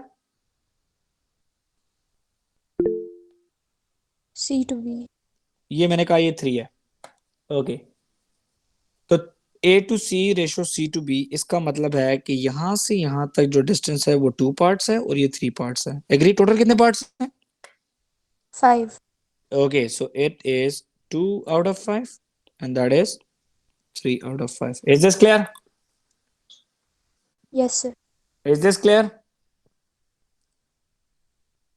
पेपर के अंदर वेक्टर्स की रेशो के अंदर जाने से पहले आप लोगों ने हमेशा ये कॉन्सेप्ट क्लियर करना है दो ही कॉन्सेप्ट हैं एक केस पहला था जो मैंने बताया कि वो फर्स्ट और लास्ट के दरमियान में रेशो कंपैरिजन मांग रहा होता है एक केस होता है कि सेंटर से लास्ट की तरफ जा रहा होता है ये सेंटर से लास्ट की तरफ है अगर ये यहाँ पे मैं लिख दूं कि for example A ratio C ratio B अब मैं यहाँ पे कहता हूँ कि that A ratio C ratio AB it is 2 ratio 5 तो एग्जामिनर ने आपको टोटल बता दिया कि टोटल 5 है is this clear Rukhsan yes sir कि यहाँ पे 2 है तो दैट इज ऑब्वियस कि that this is 3 is this clear yes sir अब यहाँ पे बाय बाय का कॉन्सेप्ट नहीं आया देखा है आपने जी सर समझ आइए कि नहीं और वेक्टर्स के पेपर 2 में जो है ये बड़े सिंपल सवाल होते हैं पेपर 4 में वो कॉम्प्लेक्स क्वेश्चंस आते हैं जो आए थे is this clear yes sir sir एक और क्वेश्चन होता है कि मतलब these lines are parallel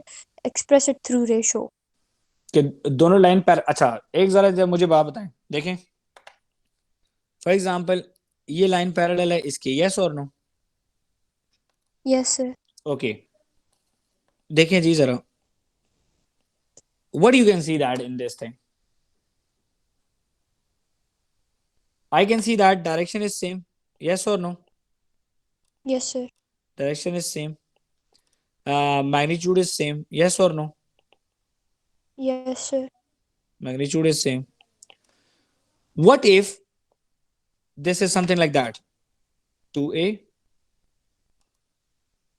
and this is 4a yes or no जी sir okay for example this is OA and this is BC okay the direction is same but the magnitude is not same yes or no examiner sir. कहता है कि जी ratio में बताओ तो OA ratio BC तो इनके साथ number क्या लिखा है यहाँ पे 2 लिखा हुआ है जी यहाँ पे क्या लिखा हुआ है 4 लिखा हुआ है जी सिंप्लीफाई कर लो तो 1:2 आ जाएगा अच्छा मतलब हम खाली वो लिखते हैं कांस्टेंट यस लिखते हैं खाली नंबर लिखते हैं कांस्टेंट ठीक है कांस्टेंट जो है मैग्नीट्यूड बता रहा होता है तो ये हमें बता रहा है कि 1:2 इसका मतलब हमें नजर भी आ रहा है कि BC वेक्टर जो है ये डबल है OA का समझ आइए और सर मतलब अगर ये 2a माइनस बी या 4a माइनस बी इस तरीके का होता तो हम b को इग्नोर करते क्या समझा नहीं दोबारा बोलो जरा सर मतलब फॉर एग्जांपल ये 2a माइनस बी होता और हम्म। 4a माइनस बी होता तो हाँ तो हम B b को को इग्नोर इग्नोर करते ना इग्नोर ही करते और क्या करते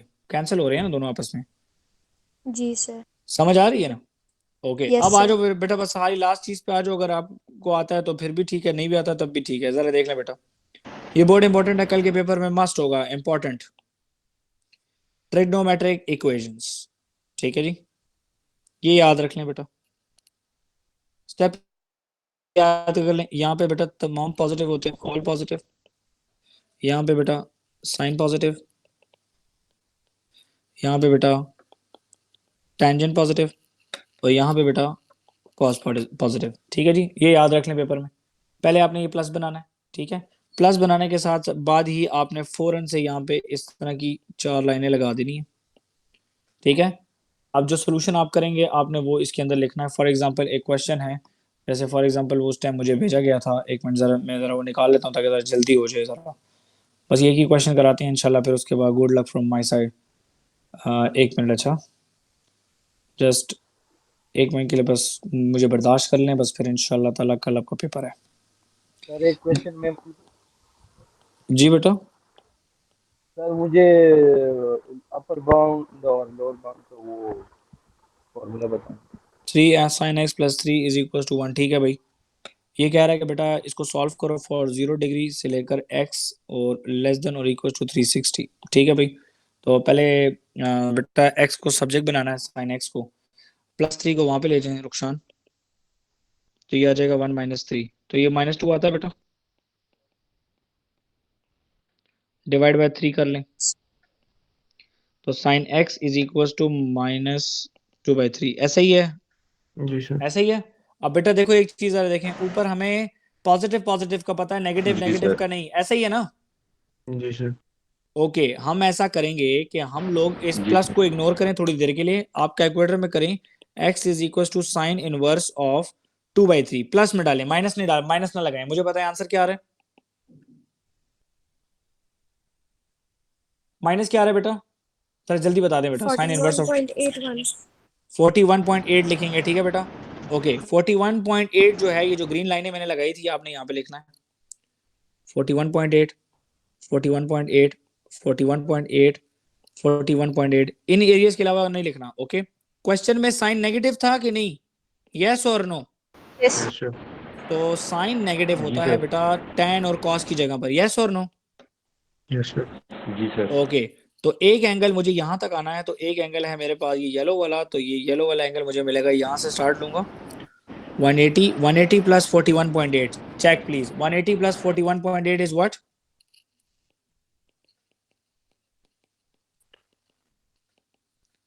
ये कितना आ रहा है बेटा, 221.8 ओके 221.8। ओके x2 निकालते हैं, तो साइन का दूसरा नेगेटिव होगा मेरे पास, ये रेड से मैं शेड करता हूँ, स्टार्ट ले लें यहाँ से, ये एंगल है, यस और नो।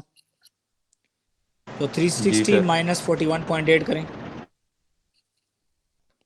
318.2 वेरी गुड, सो 318.2। ये दो हमारे आंसर्स हैं, जो कि इनका आंसर सर सेम आएगा। जी बेटा। सर ये कंप्लीटिंग स्क्वायर मेथड का भी क्वेश्चन करवा दे। चलो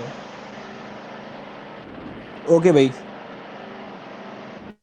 देखें जी कंप्लीटिंग स्क्वायर मेथड का क्वेश्चन कुछ इस किस्म का, फॉर एग्जांपल x² + 4x + 3 लिखा हुआ है। एग्जामिनर कहता है कि x + q whole square + z की फॉर्म में लिखो। ठीक है भाई, एग्जामिनर आपसे यही कह सकता है। इसमें मुझे ये नजर आ रहा है कि ये दोनों जो हैं इनके जरिए हम a² - b² बना सकते हैं। So this is a² + 2, value of a is x, what is value of b which is missing in the question. 2 के साथ किस नंबर को मल्टीप्लाई करोगे 4 आ जाए, 2 गुड। तो 2² ऐड भी करें और 2² माइनस भी करें, इज दिस क्लियर, इमेजिनरी। तो ये +3 तो क्वेश्चन में था। ओके, फर्स्ट और थर्ड टर्म के दरम्यान में ब्रैकेट लगा दें, तो ये आ जाएगा बेटा x + 2 होल स्क्वायर, बंद हो गया, -2² इज -4, -4 + 3 इज -1, ये इस फॉर्म में आ चुका है, x + q whole square + z। तो q की वैल्यू आपके पास 2 है और z की वैल्यू है बेटा -1। Is this clear everybody. जी sir, thank you so much sir.